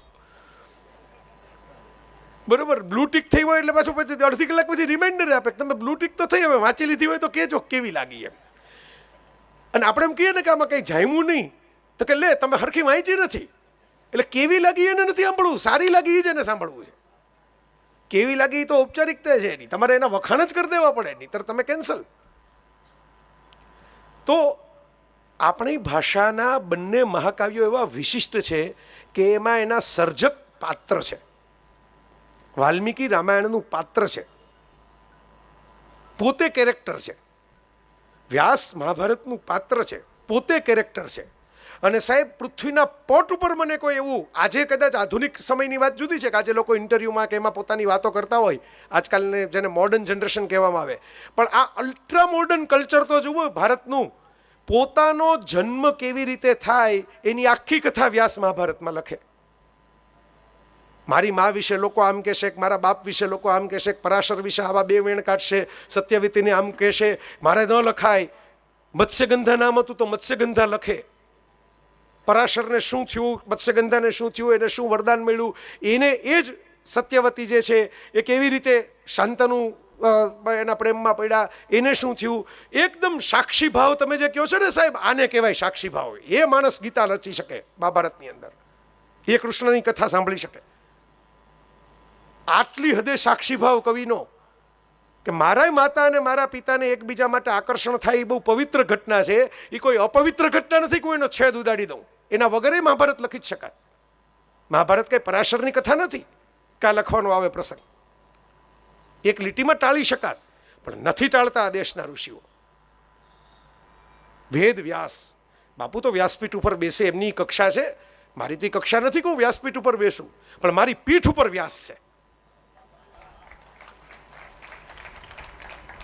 હું આ બધાને ધાવીને મોટો થયો છું, વાંચીને નહીં, ધાવીને. કાલિદાસને ધાવીને મોટો થયો છું, હું વાલ્મીકીને ધાવીને મોટો થયો, હું વ્યાસને ધાવીને મોટો થયો. બાપુને કારણે તુલસીદાસજીનો સંપર્ક થયો. એ પહેલાં માનસનું આટલું મને જ્ઞાન નહોતું, આટલો બધો ઊંડો નહોતો ઉતરો. પણ સંસ્કૃત મારા મમ્મી પપ્પાની ઈચ્છા ખરી કે આ છોકરાને ભલે બોલતા લખતા ન આવડે પણ વાંચતા આવડે, એને ખબર પડે સંસ્કૃતના ગ્રંથમાં. એટલે ભાગવત બધું વાંચવાનું થયું. અને ઘણા બધા કહે કે તમે તો બહુ વેસ્ટર્ન માઇન્ડ ધરાવો છો. એટલે હું હસતા હસતા કહું હું હાવ ઈસ્ટર્ન માઇન્ડ ધરાવું છું. વેસ્ટર્ન માઇન્ડના બાપ જેવું છે આ. અહીંયા વેલેન્ટાઇન્સ ડે હવે ઉજવાતો થયો, અમારે વસંતોત્સવ કેદીનો ઉજવાઈ જાય. પુષ્પ ધનવાના 5 બાણ હોય કામદેવના હાથની અંદર, 5 બાણ. વસંત ત્યારે આવે, વસંત ટહુકા કરે, વસંતના આટલા વર્ણન. મોટા લોકોની તો કથા લખાય, કુમાર સંભવ શિવનું લખાય, બરાબર, અભિજ્ઞાન શાકુંતલમ શકુંતલાનું લખાય. આ મોટા લોકોની કથા તો લખાય. આ ગુજરાતની અંદર વસંત વિલાસ ફાગુ જેવું એક સાધુ કાવ્ય લખી ગયા, અને એ કાવ્યની અંદર સામાન્ય માણસને વસંત ઋતુમાં કેવો રસિક આનંદ મળે એના બધા વર્ણનો છે. આપણા હરિવલ્લભ ભાયાણીએ ગાથા સપ્તશતી ને એવા બધા અનુવાદ કરેલા. તુષારભાઈ હરકિશનભાઈના જમાનાના જ મિત્ર હરિવલ્લભભાઈ. અને એમાં પથિક રસ્તે ચાલતા પ્રવાસીને થાક લાગે છે, શ્રમ પડે છે, પરસેવો નીતરે છે, પણ મારી અભિસારિકા પ્રિયા મારી ઘરે રાહ જોતી હશે, એનો ચહેરો એને યાદ આવે અને પ્રવાસીનો થાક ઉતરી જાય ને પગમાં નવું જોમ આવે કે હજી તો મિલન બાકી છે, હજી તો મળવાનું બાકી છે, મારી પ્રિયાની સાથે વાત કરવાની બાકી છે, સાંજ પડે મારી રાહ જોશે, એ પહેલાં હું એની પાસે પહોંચી જાઉં. આવા મુક્તકો આપણને ત્યાં પ્રાકૃતની અંદર આપીને ગયા છે આપણા પૂર્વજો. ઝવેરચંદ મેઘાણી, કનૈયાલાલ મુનશી, આપણા હરકિશન મહેતા, અશ્વિની ભટ્ટ, બધાની કથામાં તમને રસિક વર્ણનો મળે. મને તો હરકિશનભાઈમાં મને હજી યાદ આવે, હું ઓળખતો નહોતો તુષારભાઈ, પણ ગોવિંદ બ્રાહ્મણિયા અને ગીતા બ્રાહ્મણિયા એવા 2 ચિત્રકારોના ચિત્રો આવતા લગભગ બધી જ કથાઓમાં, છેલ્લા એકાદને બાદ કરતા એમના જ ચિત્રો હતા. સરસ ચિત્રો દોરતા, સરસ બધા પાત્રો આમ જીવંત કરી દે. કારણ કે ત્યારે તો આ સગવડતા હતી નહીં વેબ સિરીઝના અંતે ને એમ. તો એ હરકિશનભાઈનો એપિસોડ એવી રીતે લખાય, ચિત્રાત્મક એપિસોડ હોય. હરકિશનભાઈ બહુ ચુસ્ત વર્ણન, એડિટિંગ સાથે કટ કરીને મૂકતા હોય આખા દ્રશ્યો. પણ કોણ કેવું દેખાય, કોણની આમ મૂછ હોય તો કેવો આંકડો હોય જગા ડાકુનો, અને વાળની લટ ફરફરતી હોય તો કેવી તુલસીની ફરફરતી હોય, એ બધા વર્ણનો એ બારીક લખે. અને પેલા ચિત્રકાર એવા સરસ ચિત્રો દોરતા. 2 નામ આવતા મને હજી યાદ છે. આ રસિકતા છે, આ આપણો વારસો છે. એટલે હું વારંવાર યાદ દેવડાવું છું કે તમે વિચાર તો કરો, આનાથી વધારે આધુનિક તમારે શું જોઈએ છે, આનાથી વધારે મોડર્ન શું જોઈએ છે. તમામ બાબતની અંદર જે દેશના તમામ ઈશ્વરો, તમે એમ કહો કે ના એમ તો રામ મર્યાદા પુરુષોત્તમ જ છે, પણ સિદ્ધાંતોની બાબતમાં મર્યાદા પુરુષોત્તમ છે, સ્નેહની બાબતમાં મર્યાદા પુરુષોત્તમ નથી. સ્નેહની બાબતની અંદર એ બહુ રસિકજન છે. અને હું પૂરી જવાબદારી સાથે કહું છું, કારણ કે આમાં મારા કરતા બાપુને 2 જણા કેવા વાળા આવે, તમે કેવા વક્તાને બોલાવીને સામે બેઠા હતા. આમ એવું કોકને ટાકવું હોય ને એ હાથમાં ન આવે એટલે કંઈક બીજે નિશાન, કહી પે નિગાહે કહી પે નિશાના કરીને તો તાકવા માંડે. એટલે આપણે તો વાંધો નથી, આપણે આ બાબતની અંદર આપણા વારસાએ એ શીખવાડ્યું છે. રામે સૌથી પહેલું કામ શું કર્યું? હવનમાં હાડકા નાખતા હોય એવા અસુરોનો નાશ કર્યો, પછી પાણી ગ્રહણ કર્યું છે, બરોબર. એટલે આપણે રામ કાર્ય છે, બરોબર. ગુરુએ પહેલા શું કીધું? વિશ્વામિત્રે દશરથ પાસે આવીને કીધું કે આ નડે છે, આ નડતર વાળાને દૂર કરો.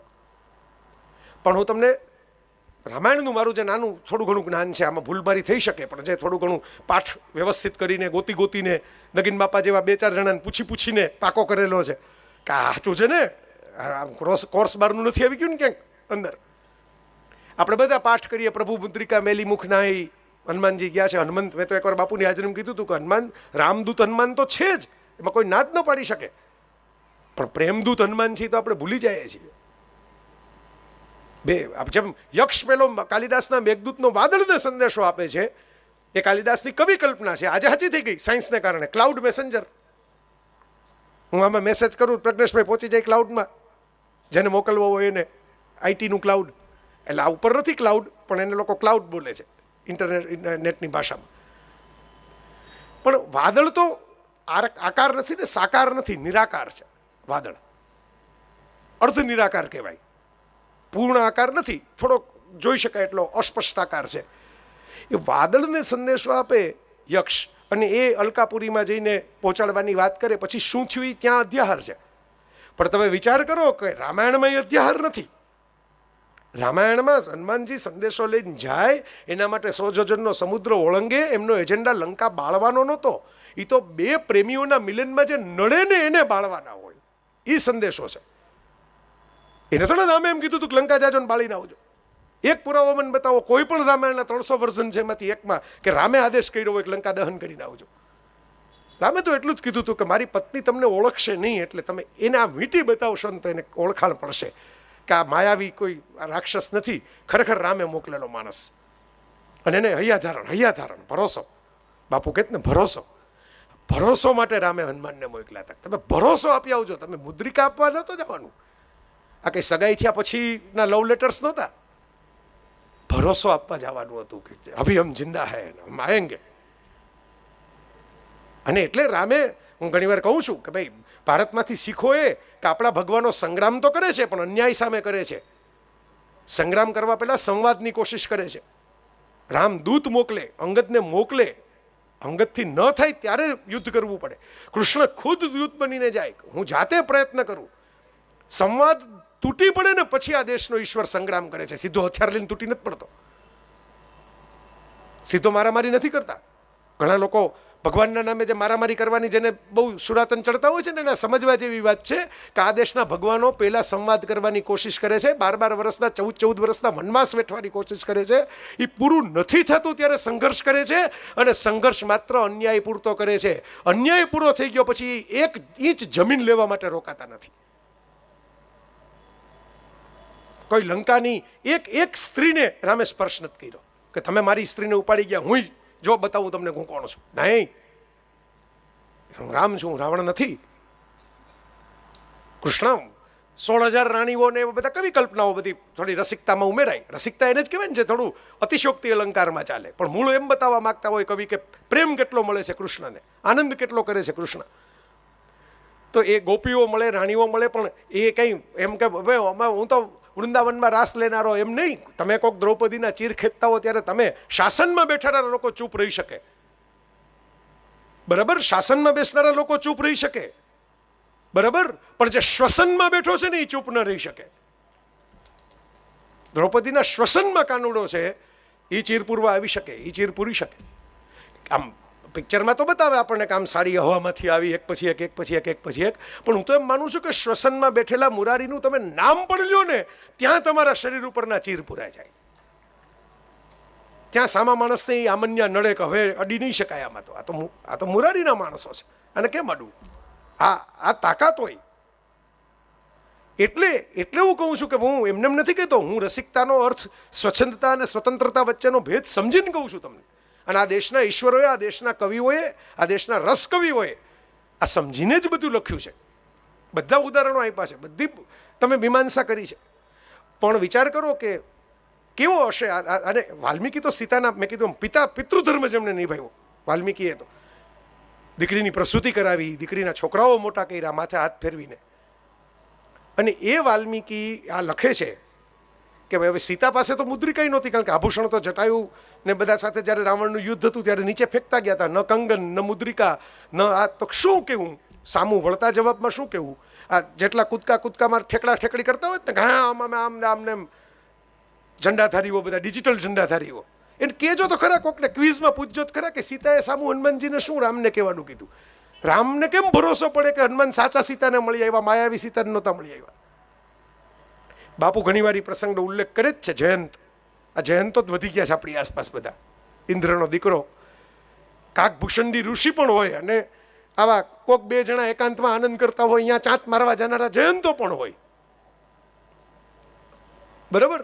આમાં કાગડાઓનો અન્યાય ન થાય એટલે ચોખવટ કરું છું કે ભાઈ તમારે નક્કી તો તમારે કરવાનું છે કે તમારે કાકભૂષણની થવું છે કે જયંત થવું છે. નાત નક્કી નહીં કરે, તમે નક્કી કરો કે મારે કઈ દિશામાં જવું છે. તમે વૃંદાવનમાં જાઓ, ગોકુળમાં જાઓ તો ત્યાં ગાયોની ગમાણ પણ હોય ને. ગોપાલના ઘરમાં જાઓ તો ગમાણ ન હોય ગાયોની, ગાયો ચરાવવા જ જતા. તમે તમારે નક્કી કરવાનું કે મારે વીણું વગાડવા વાળાની વાંસળી સાંભળવી છે, એનું મોરપીછ હાથમાં લેવું છે, કે મારે છાણને અડવા જવું છે. એ તો તમારે નક્કી કરવાનું હોય સાહેબ. આ વિચાર કરજો. એટલે હું તમને કહું છું કે આપણા ઋષિઓએ નિર્ણય વિવેક ઉપર મૂક્યો, તમારા અંતરાત્મા ઉપર મૂક્યો, એ જ કસોટી છે. આ ઓલા જે સ્વર્ગ નરકના જે બીક દેખાડે જ ને આપણને, મને એવું કીધું હતું કે તમે આ બધું જ આવું લખો છો ને બોલો છો ને તમે નરકમાં જાશો. મેં કીધું તો અત્યારે જ માણી લેવાય ને જિંદગી. તમે તો ફિક્સ જજમેન્ટ આપી દીધું કે નરકમાં જ જવાનું છે, પછી વારો આવે ન આવે માણવાનો. એટલે ભાઈ મૂંઝાણા એવું સાંભળીને. મને કે ના મને કંઈ થોડી ખબર પડે, હું થોડો નક્કી કરું તમે નરકમાં જાઓ કે નહીં. બરાબર. મેં કીધું જો નરકમાં જવાનું હોય તો હું સાચું જ કરું છું, કારણ કે આજે અત્યારે ટાઈમ છે એમાં આપણે સ્વર્ગ ભોગવી લઈએ, બાકી તો પછી સ્વર્ગ કોઈ જોવાનું નથી. અને જો સ્વર્ગમાં જવાનું હોય તો એની તૈયારી તો જોશે ને, રિહર્સલ કર્યા વગર કેમ જવું? પૂછો, નાટકવાળા બેઠા જ છે આપણી સામે. આટલા બધા ડાયલોગ કેમને થોડા કંઠસ્થ થાય, રિહર્સલ તો કરવા પડે ને. તો મેં કીધું હારું હારું અહીં ખાઈ લઈએ, હારા હારા દેશો જોઈ લઈએ, હારા હારા બધા કપડાં પહેરી લઈએ, તો પછી વાં જઈને તો ઓલા આપણે એમ કેવું પડે કે મને નથી આવડતું, મને નથી આવડતું, એ રાઈડમાં હું નહીં બેસી શકું, એ રાઈડમાં હું નહીં બેસી શકું. ઓલું તો આ બધી રાઈડ કરી લીધી હોય, થોડી ઘણી વાંધો ન આવે. બે કેસમાં પૃથ્વી ઉપર કોઈને નૈડા વગર જલસા કરી લેવા. ટૂંકી વાત આટલી. સ્વર્ગમાં જવાનું નક્કી હોય તોય ભલે, નરકમાં જવાનું નક્કી હોય તોય ભલે. જ્યાં જવાનું હોય એ ફાયદો જ છે આ સોદામાં. આ કોઈને નૈડા વગર તમારી ગાડી તમે મોતથી હલાવો, ફાસ્ટ હલાવો, બધું કરો, પણ કોકની ફૂટપાથ ઉપર ચડી જાય ને કોકની માથે ચડી જાય એમ ન હલાવો. એટલું ધ્યાન રાખવું, એટલું જ ભારતનો ઋષિ કહે છે. તમને ગાડીમાં બેસવાની એ ના નથી પાડતો ને ગાડીની ઝડપ વધારવાની એ ના નથી પાડતો, એટલી જ ના પાડે છે કે એ બીજા માટે, તમારી મજા બીજા માટે સજા ન થવી જોઈએ. બસ આટલું જ. દુર્યોધન ને રાવણનો આ જ તફાવત છે, આ શીખવાનું છે. હજી એક પુરાવો આપું આ રસિકતારા વારસાનો, જેના ઉપરથી કવિ કાંતે સરસ મજાનું કાવ્ય લખ્યું, વસંત વિજય. અને વિચાર તો કરો, પાંડુને શ્રાપ છે. એ શ્રાપ એ શું કામ મળ્યો છે? વાલ્મીકીને પાંડુમાં થોડોક ફરક છે. વાલ્મીકી ક્રૌંચ પાર્થિવ જે ખંડિત કરે છે ક્રૌંચ યુગલને, અને હા હંત તમસાના કિનારે એ શ્લોક બોલીને પીડા સંવેદના વ્યક્ત કરે છે. પ્રણય ભગ્ન થાય છે, એની સંવેદના એક ઋષિને કવિ બનાવી દે છે રાતોરાત, એક ક્ષણમાં. સંવેદનાનો ઉછાળો આવે છે, ભાવની ભરતી માણસને સર્જક બનાવી દે, ભાવની ભરતી. અને એ જ ભૂલ પાંડુથી થાય છે મૃગ યુગલની સામે અપરાધ કરવાની, મૃગ્યા કરતી વખતે. અને પેલો ઋષિકુમાર એને શ્રાપ આપે છે કે તે અમારા નિજ એકાંતમાં ખલેલ પાડી તારા રાજવીપણાને કારણે, તો તું પણ આવું એકાંત જો તારી પત્ની સાથે ભોગવવા જઈશ તો એના સ્પર્શથી તારા મસ્તકના ટુકડા થશે ને એમાં તો છોડવું પડે છે. એમાં ધૃતરાષ્ટ્ર બેસે છે. મહાભારત શરૂ ત્યાંથી થાય છે ખરેખર જુઓ તો. ત્યાં લગી તો ચાલતું હોય છે, હજી પાંડુને બેસાડી દીધા. પણ પાંડુએ શ્રાપગ્રસ્ત થઈને જવું પડે. અને પછી સદ્ય સ્નાતા માદરી જ્યારે સામે આવે, આપણે ગુજરાતી ભાષાના કવિઓએ વર્ણન કર્યા છો સાહેબ, કોઈ અંગ્રેજીના વર્ણન નથી કહેતો તમને. વાંચજો કે કાંતનું વસંત વિજય, નામ જ વસંત વિજય. અને પાંડુને ખબર છે કે આમાં મૃત્યુ મળવાનું છે, અને છતાં એમ કહે છે કે ભાઈ મૃત્યુ આવું મળવું જોઈએ, આને મૃત્યુ કહેવાય, આ મૃત્યુ. આ ભારત. અહીં મરતા પહેલા પણ માણસ એમ કહે છે કે હું દુનિયાનો રસ ચાખીને મરીશ, મને મૃત્યુ કબૂલ છે પણ અરસિક થવું કબૂલ નથી. આ દેશનો એ લોકો, એના દીકરા પાંડવ, એના દીકરા અર્જુન, એની કથાઓ આપણે સાંભળીએ છીએ. જેનો બાપે એમ નક્કી કરે છે કે હું રસવિહીન થઈને આખી જિંદગી લંબાઈવા કરવા કરતા રસિકતાની એક ક્ષણ ભોગવીને જીવન સમાપ્ત કરવા માંગીશ. અદ્ભુત વાત છે સાહેબ, અદ્ભુત વાત છે. રસિકતાની એક ક્ષણ મને આખા જીવન કરતાં વધારે મહાન લાગે છે.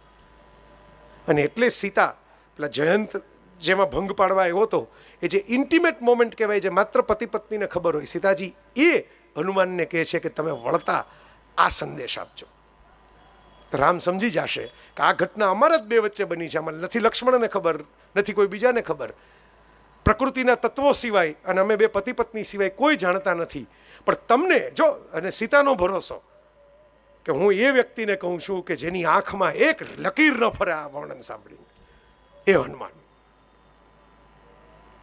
જે અહીં તલગાજડામાં અમારા હનુમાન બેઠા છે ને ચિત્રકૂટની અંદર, એનું તમે જો ધ્યાનથી મુખારવીને જુઓ ને, એ સ્થિર વૃત્તિના હનુમાન છે. સ્થિર બેઠા છે, જડ નથી બેઠા, સ્થિર બેઠા છે. જડ બેસવું અને સ્થિર બેસવું, જડમાં ભાવ ન હોય, સ્થિરમાં ભાવ હોય. સ્થિર હનુમાન બેઠા છે. એ કે મારી માએ મને સંદેશો આપ્યો અને મારા બાપને મારે દેવાનો છે, મારું આ કામ છે, આમાં કાંઈ મારે મારા પોતાના અભિપ્રાયો ઘુસાડવાના નથી, મારા જજમેન્ટ વચ્ચે નાખવાના નથી. મારી મા જાણે એ જે સારા કરે છે, મારા બાપ જાણે જે કરે છે, એ મારું કામ એ જે કરે એને સપોર્ટ કરવાનું છે. આ વૃત્તિ આવે ને તો તમારા મંદિર તમારા અષ્ટદેવ કરતાં વધારે દેશમાં થાય. હનુમાન મંદિર આજે રામ મંદિર કરતાં વધારે છે સંખ્યાની દૃષ્ટિએ ગામે ગામ. કારણ કે આટલું સમર્પણ, આટલી નિષ્ઠા, આટલો ભરોસો આ જોઈએ. રામની કૃપા એવી વરસે કે મારા કરતાં તમારી પૂજા જાજી થશે. જાઓ કળિયુગમાં તમને લોકો વધારે યાદ કરશે, તમારા પાઠ જાજા થશે, માનસની ચોપાઈ ખાશે એના કરતાં લોકો હનુમાન ચાલીસા જાજા ખાશે. આજુબાજુ ભૂતોય વધી ગયા છે એટલે જરાક એમાંય આપણે રાખવું પડે. તું રક્ષક કાહુ કો ડરના. તો મિત્રો મેં ઘણી બધી વાતો તમને કરી, આપણા જ વારસાની કરી, ક્યાંય બહારથી લઈ આવ્યો નથી. હજી તો જાણીતી વાત કરું છું. અજાણી કરવા બેસીશ તો પછી 12 સપ્તાહ જોશે. તો શુદ્ર કે મૃચ્છકટિકમમાં શું લખ્યું, ચારુદત્ત અને વસંત સેનાની શું વાત છે, બરાબર, કેવી કેવી રચનાઓ, કેવી કેવી કૃતિઓ. આપણે પંચતંત્રને છોકરા રમાડવાનો ગ્રંથ માનીએ છીએ, પણ પંડિત વિષ્ણુ શર્માએ તો નીતિશાસ્ત્રના આધારે લખેલો છે. એમાં સ્ત્રી પુરુષના સંબંધોની એ વાત છે, એમાં છળની વાત છે, કપટી મિત્રોની વાત છે, તમામ પ્રકારની વાત છે.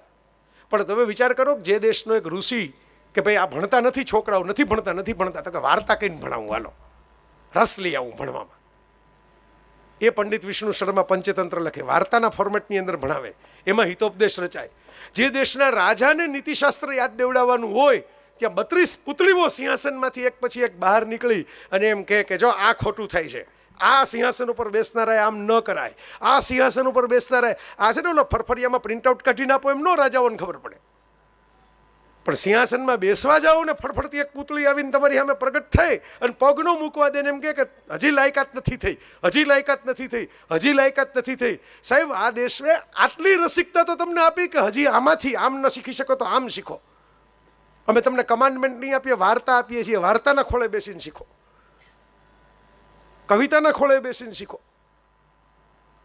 વિક્રમાદિત્ય ઘણા થઈ ગયા આપણે ત્યાં અલગ અલગ કાળમાં, પણ વીર વિક્રમ આપણે જેને ગણીએ છીએ એની સાથે વેતાળની કથા જોડાયેલી છે. સ્મશાનમાં જાય, એક માણસની ફરિયાદના આધારે રાજા સ્મશાનમાં જાય કે ચાલો હું જાઉં સ્મશાનમાં, અને વેતાળ પ્રશ્નો પૂછે, પ્રેત પ્રશ્નો પૂછે અને રાજવી જવાબ આપે. નહીં સંસારના પ્રશ્નો હોય, નીતિના અને નિયમના પ્રશ્નો હોય, કોને પ્રેમ કરવો ને કોને ન કરવો, કોની સાથે સંબંધ રાખવો ને ન રાખવો, કોણ સાચું ને કોણ ખોટું, કોણ ખરેખર ધનિક અને કોણ ખરેખર ગરીબ, આવા પ્રશ્નો હોય, એના જવાબ મળે. સાહેબ વિચાર તો કરો, કેવા કેવા માણસો હશે કે એની ખબર હતી કે અત્યારે વિડીયો નથી, ટીવી નથી, મોબાઈલ નથી, તો એવી વાર્તા લખી જાય કે 21મી સદી 25 વર્ષથી થાય ને તો હજી અમારી વાર્તા ભૂસાય નહીં, હજી વિક્રમ વેતાળ તો યાદ રહે લોકોને.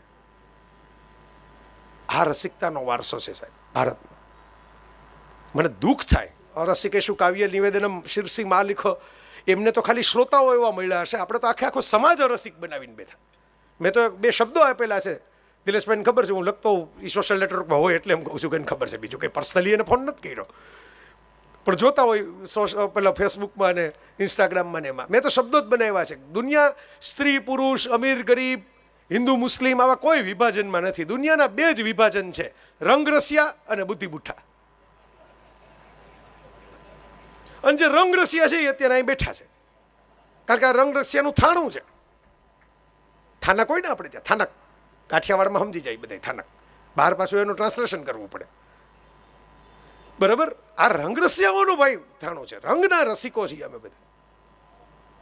હવે આમાં મુશ્કેલી શું છે કે તમારો કેમેરા બ્લેક એન્ડ વ્હાઇટ હોય ને તો દ્રશ્યો રંગીન હોય, પણ તમે જીલો બ્લેક એન્ડ વ્હાઇટ જોજો.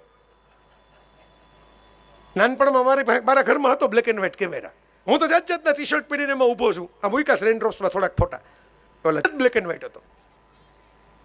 એક કલર દેખાય નહીં, એક કલર છપાય નહીં, હજી મારે છાપવા આવે, રંગપૂર્ણી કરો તો થાય.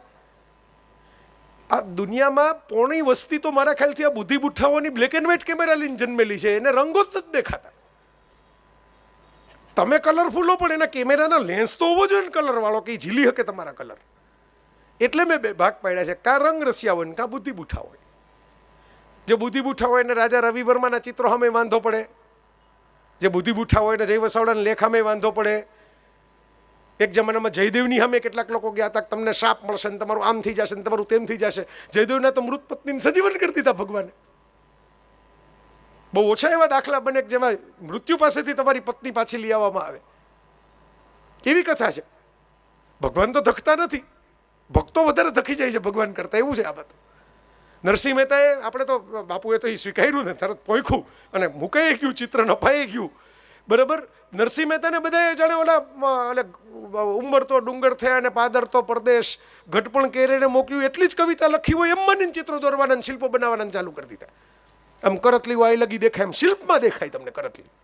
અંદર ખાસ આમ આમ ગોબો માંડ્યો હોય ગાલમાં કે મહેતાજીના ગાલ બેઠેલા રાખો.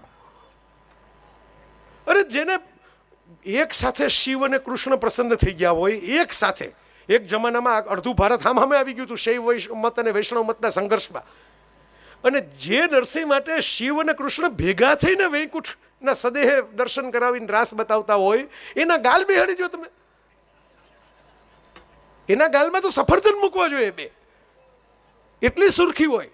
શાહરૂખ, શાહરૂખ શબ્દનો અર્થ લાલ રંગના ગાલ, આવા દેખાવા જોઈએ. બરાબર. આમ વાળની લટો આવવી જોઈએ. સાહેબ, વૃંદાવનનો રાસ ખુદ કાનુડાએ નચાવીને બેઠાડ્યો છે.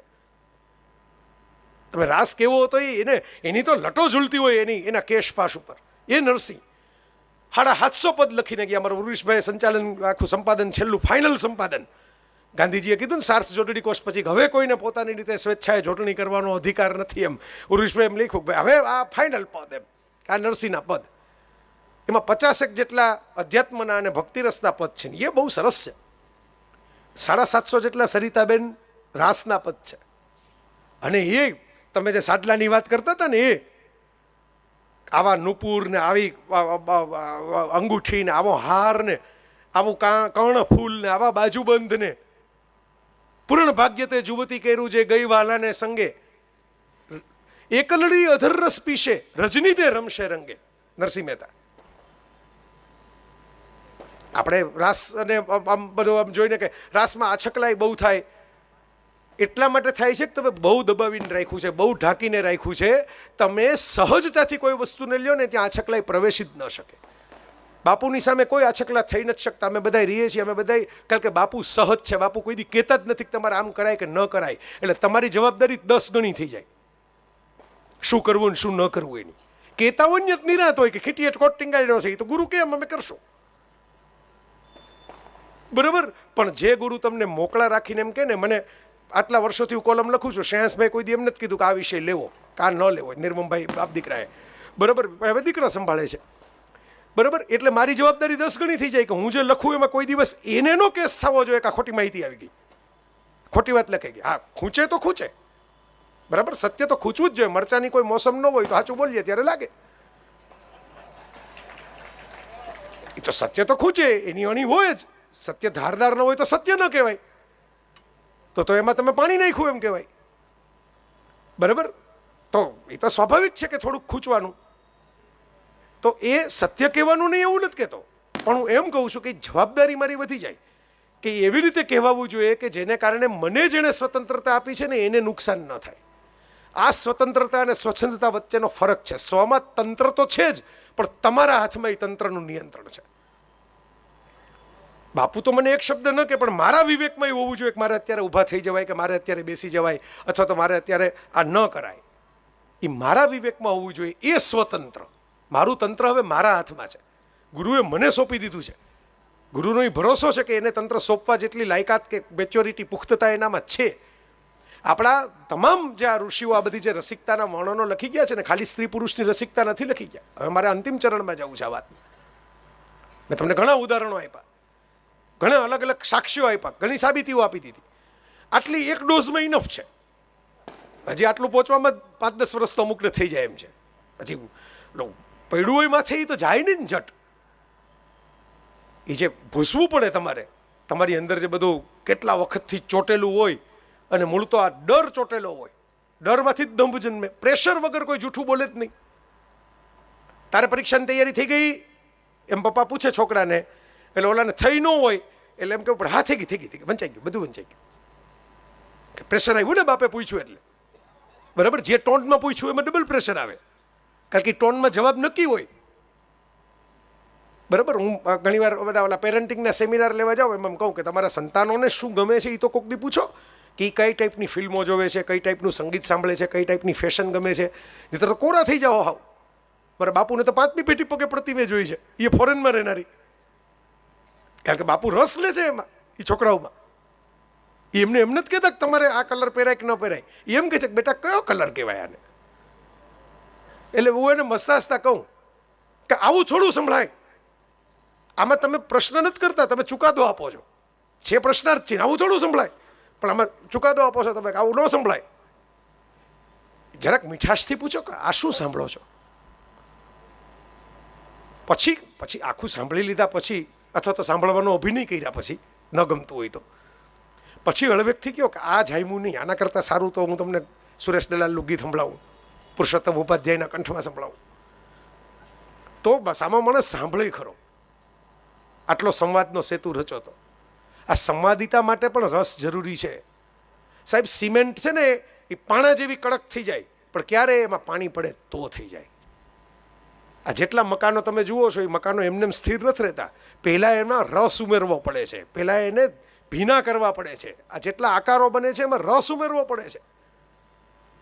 તમે જુઓ આસપાસ બધું ઘડતર કરવું પડે છે. રસ વગર ઘડતર ન થાય, આકાર બને નહીં, ઘડાય નહીં, ઘડાય નહીં. બરાબર, આ મોબાઈલ છે એનું કાસ્ટિંગ કરવું પડે, અંગ્રેજીનો શબ્દ છે કાસ્ટિંગ. કાસ્ટિંગ ફેક્ટરીમાં થાય ત્યારે કારનું મોડલ બને, મોબાઈલનું મોડલ બને. પહેલાં ઓગાળવું પડે, પછી એને ઢાળમાં ઢાળવું પડે. અને ઓગાળવું એટલે રસ, ઓગાળવું એટલે રસિકતા. મારા બાપુ છે ને આવા બધા બુદ્ધિ બુઠ્ઠાઓ તો ઘણા આટા મારે, પણ એને હળવે હળવે હળવે હળવે હળવે હળવે પ્રેમ રસમાં ઓગાળી દે ને પછી એમાં રંગરસિયાઓ પ્રગટવા માંડે. અને હું એવા રંગરસિયાઓને મળ્યો છું જે પોતે મારી મોઢે આવું બોલ્યા હોય કે અમે પહેલાં આ હતા ને હવે આ થઈ ગયા. આ તો બાપુને એ રસ નથી, એ રસ નથી બાપુને.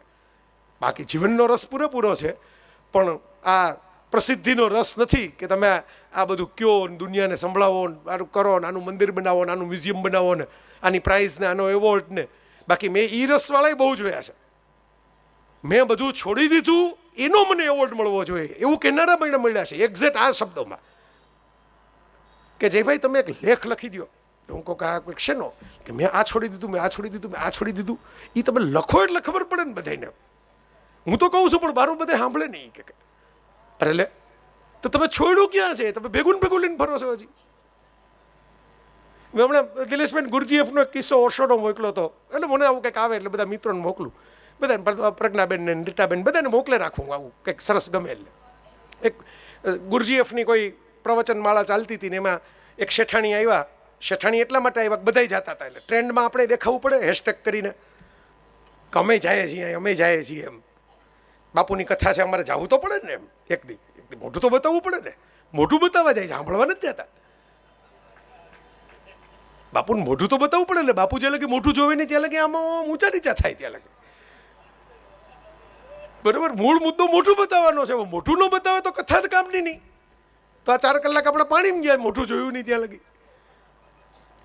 તો આ એટલે શેઠાણી ગયા ને એમાં ગુરજીએફે કીધું કે ભાઈ સબ કુછ જો સમર્પિત કર દે. કાલે ઓશો હિન્દીમાં બોલ્યા એટલે હું હિન્દીમાં બોલું છું. તમે કહો પાછા ગુરજીએફ હિન્દીમાં થોડા બોલે, પણ કે સબ કુછ કો સમર્પિત કર દેગા ઉસકો અસ્તિત્વ કી પ્રાપ્તિ હોગી. એટલે શેઠાણીને શું કે અસ્તિત્વ કંઈક નવું, આ પ્રોડક્ટ આપણા હાથમાં નથી આવતી. આ જરાક પૈસા લઈને ખરીદવા જેવી, પણ એમેઝોનમાં કંઈ સર્ચ કરો તો દેખાતી નથી. તો એટલે શું કે ભાઈ હું બધું આપી દેવું જોઈએ, પણ હવે આટલા બધા ઘરણા ભરણા પહેરાતા સર્વસ્વ કો સમર્પિત કરી દો એવું બોલે ગુરુ, તો સર્વસ્વ તો સમર્પિત કરવામાં તો અઘરું પડે, લોકર વોકરમાં જવું પડે ભેગું કરવા. એટલે બાજુમાં જે કોઈ ગરીબ બેન બિચારા બેઠા હતા, સાદા સીધા, પણ બધી કથામાં નિયમિત આવવાવાળા, મોઢું બતાવવાને બદલે મોઢું જોઈને સંતોષ પામવાવાળા. એમણે પૂછ્યું કે ભાઈ હા હું બધું આપી દે. કે કામ મેં આ સાંભળ્યું હતું ને જ્યારે આની પહેલાં, ત્યારે મારી પાસે તો કંઈ જાજુ છે નહીં, એક અછોડો છે ને એક 2 બંગડી છે ને એક વીંટી છે ને, પણ મેં બધું કાઢીને આપી દીધું હતું પોટલું. તો કે પછી કાંઈ નહીં, ગુરુજીએ મને પાછું આપી દીધું. તો આ પહેરું જ છે જુઓ ને. તો શેઠાણીને હાશ છે કે હા ઠીક, આમાં તો કંઈ વાંધો નથી. બધું આપી આવાય આમાં સર્વસ્વના નામે, તો પાછું આપી દે. એ પોટલું ભરીને ગયા. બીજે દી સવારમાં પાછી, અને પોટલું ભરીને ગુરુજીએફની નજીક જઈને એમ કીધું કે તમે કાલે કહેતા હતા મને બહુ અડી ગઈ એ વાત, બહુ સ્પર્શી ગઈ, અને હું આ બધું મારું સર્વસ્વ જે ધન છે એ બધું લઈને આવી છું આપના ચરણોમાં. ગુરુજીએફ કહ્યું ભલે, એમ કરીને લઈને ચાલતા થઈ ગયા. શેઠાણી કાં તો પાછું ન આપ્યું, ઓલી તો કહેતી હતી પાછું આપી દેશે. તો એક દી રાહ જોઈ, બે દી રાહ જોઈ, કથા પૂરી થઈ ગઈ ગુરુજીએફની.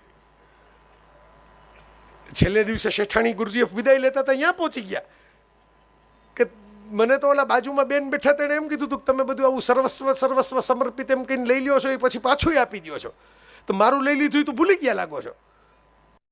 એટલે ગુરુજીએફ કે તમે આપ્યું નથી મેં લીધું ક્યાંથી કહેવાય? ઓછો તો ઓછો છે, એ ટકોરા જુદી રીતે મારે. તમે આપ્યું નથી મેં લીધું ક્યાંથી કહેવાય? એટલે બેન કહે અરે કંઈક તમે 4 જણા તો ભેગા ઊભા છે, સાક્ષી છે, હું કેટલું બધું આપી ગઈ તમને, લોકરમાંથી કટીને આપી ગઈ. અરે કે તમારી પાસે જ પડ્યું છે, તમારા મગજમાંથી ગયું જ નથી, તમને યાદ છે કે શું શું આપી ગયા. આપ્યું તો એને કહેવાય કે જે તમારા મગજમાં જગ્યા ન રોકે એકવાર આપી દીધા પછી, કે ગયું આપી દીધું, આપણું થોડું છે, એનું થઈ ગયું. તમે હજી આપ્યું નથી એટલે મને મળ્યું નથી, મને મળ્યું નથી હું તમને પાછું કેવી રીતે આપું? પેલી જે સ્ત્રી આપ્યું હતું ને એને તો આપી જ દીધું હતું, એટલે મારે પાછું આપી દેવું પડે, કારણ કે મારે રાખીને શું કામ છે એનું? હું એના હૃદયનો ભાવ મારી સાથે લઈને જાઉં, એના ઘરેણા લઈને હું શું જાઉં અહીંથી? તમારા ઘરેણા લઈને મારે જવું નથી, પણ તમે દેવા ત્યારે આવજો જ્યારે ખરેખર આપી શકતા હો ત્યારે. આ જે વાત છે ને, આ વાત, આ તાકાત, આ બુદ્ધિ બુઠ્ઠાઓ, એટલે હું કહું છું કે આ બુદ્ધિ બુઠ્ઠાઓ, આપીને યાદ રાખનારા બુદ્ધિ બુઠ્ઠાઓ, એની નીચે સહજના કિનારે ન બેઠેલા બુદ્ધિ બુઠ્ઠાઓ, એની વચ્ચે રંગરસિયાઓએ અમારે દીવો પ્રગટાવવામાં જે મહેનત પડી ને એટલી મહેનત પડતી હોય બાપુને. અહીં પડી તેમાં 3 મિનિટમાં બધા 2 જણા બાકસ લઈને આવ્યા ને 1 મીણબત્તી લઈને આવ્યો ને 2ને છેડો કરી દીધો સાડીનો આડો ને મેં ખોબો ધરી દીધો ને 5 જણા આ એકલે આ છે. આ માણસ 65 વર્ષથી આ દીવો પ્રગટાવવાની મહેનત કરે છે. એકે આ છેડા ને ખોબા ને મીણબત્તી વગર, માત્ર આતમરામના અજવાળે, માત્ર ત્રિભુવન દાદાના સથવારે. તમે કહો દર વખતે બાપુના વખાણ કરું, એ થઈ જાય છે કે એવું કરવાને કઈ પ્લાનિંગ કરીને નથી આવતો. વિષય તો તમે અલગ અલગ આપો મને, એ થઈ જાય છે કારણ કે એ એક ભાવની ઉર્મી છે, અને એટલે જ રસમાં મને રસ છે. કારણ કે રસ છે ને એને બે કાંઠે તમે રોકી ન શકો. સ્થિર પાણીના ડેમ હોય, વહેતી નદી ઉપર ડેમ બનાવી ન શકો, એ તો ડેમની ઉપરથી નદી વહે. તમારા દરવાજા એને રોકી ન શકે પાણીના પ્રવાહને, એના વેગને. એ રસ છે જીવનનો, પવન રસ છે. બરાબર, આપણા પ્રકૃતિના પંચમહાભૂત રસ છે, એમાંથી રસમાંથી આ સૃષ્ટિનું નિર્માણ થયું. આપણા વારસાએ આ સ્વીકાર્યું. આપણા વારસાએ એનું આખું, લોકો શંકરાચાર્યને તો ખૂબ યાદ કરે, એમની પ્રભાવ પણ ખરો એવો, અને એમની વાણી પણ એવી ઓજસ્વી, એટલે અદ્વૈતને બહુ યાદ કરે. પણ હજી આપણે રામાનુજાચાર્ય અને નિંબાર્કાચાર્યને તો થોડાક પકડીએ ને તો ખબર પડે કે રસશાસ્ત્ર ઉપર કેવા ઊંડા ઉતરા છે, કે શુદ્ધાદ્વૈત, વિશિષ્ટાદ્વૈત, એકબીજાની સાથે સગુણ સાકાર છે, સંપૂર્ણ નિરાકાર છે, નિરાકાર સાકારનો રાસ ચાલી રહ્યો છે સામસામો, કે ઘડીકમાં સાકારમાંથી નિરાકાર થાય ને ઘડીકમાં નિરાકારમાંથી સાકાર થાય. આપણા ઋષિઓ આ ચર્ચા કરીને ગયા, આ મત કરીને ગયા. મહાકુંભ એ મેળાવડો છે, ખરેખર એ સ્મરણનો મેળાવડો છે. અને જે શંકરાચાર્યને હું યાદ કરું, જે આદિ શંકરાચાર્ય, જે ભજગોવિંદમ મૂઢમતે કહી શકે, જે ચિદાનંદ રૂપમ શિવોહમ શિવોહમ એમ પણ કહી શકે, અને એ જ શંકરાચાર્ય મા ભગવતીની સ્તુતિમાંથી શબ્દોશઃ નખ શીખ અંગોના વર્ણન કરતી સૌંદર્ય લહેરી રચી શકે. મારા દેશનો યુવાન ઋષિ કેવો હોય, મારા દેશના અખાડાનો સ્વામી કેવો હોય, મારા દેશના કુંભનો ઉદ્ગાતા કેવો હોય, મારા દેશનો શિવ પુરુષ કેવો હોય, શંકરાચાર્ય જેવો હોય, કે જેને ભગવતીની સ્તુતિ રચવામાં પણ શૃંગાર રસ આડે ન આવે, એને ખીલવી શકે. સ્તુતિ સ્વયં એક શૃંગાર છે સાહેબ, સ્તુતિ જ શૃંગાર છે. તમે કોઈના વખાણ દિલથી કરો, હું હમણાં બોલ્યો ને કે આવી જાય છે, બરાબર. તમે કોઈને યાદ દિલથી કરો, તમે કોઈની વાહવા દિલથી કરો, તમે કોઈને આવડે એવું એમ. એટલે હવે પ્રેમપત્રો નીકળી ગયા, મોબાઈલ આવી ગયા. બાકી નીતિનભાઈ જમાનો જોયો હશે કોલેજના યુગમાં, હું થોડોક સમય ભણાવ્યો એટલે જોયો, ઓલા નોટમાંથી પાનું ફાડે ને એમાં આવડે એવા ચિત્રામણા દોડે, નીચે લખવું પડે કે મોર દોર્યો છે એમ. પણ હવે જેના માટે દોર્યો હોય ને એ ઢેલ ટહુકા કરતી હોય, અહીંયા થનગનાટ કરતી, એટલે મૂળ જેવો આવડે હોય મોર દોડવાના એને ઉમળકા જાગતા હોય અંદરથી. બરાબર. આજે એટલા માટે હું કહું છું કે સ્તુતિ સ્વયં એક શૃંગાર છે. તમારે સ્તુતિ પછી શું કરે, પછી હરખું ન આવડે અથવા તો સામેથી વઢ પડે કે આ શું છે એ કંઈ સમજાતું નથી, એટલે કે નીતિનભાઈ એક સરસ કવિતા આપો ને, સામે મારે રાજી થઈ જાય ને વાંચીને, એવું કંઈક કરી દો ને. બરાબર. સરિતાબેન પાસે આવે એમ કંઈક શીખવાડો ને, ત્યાં જઈને વટ પાડવું હોય તો કેમ બોલવું, આંખમાં આંખ નાખીને કયો ડાયલોગ બોલવો.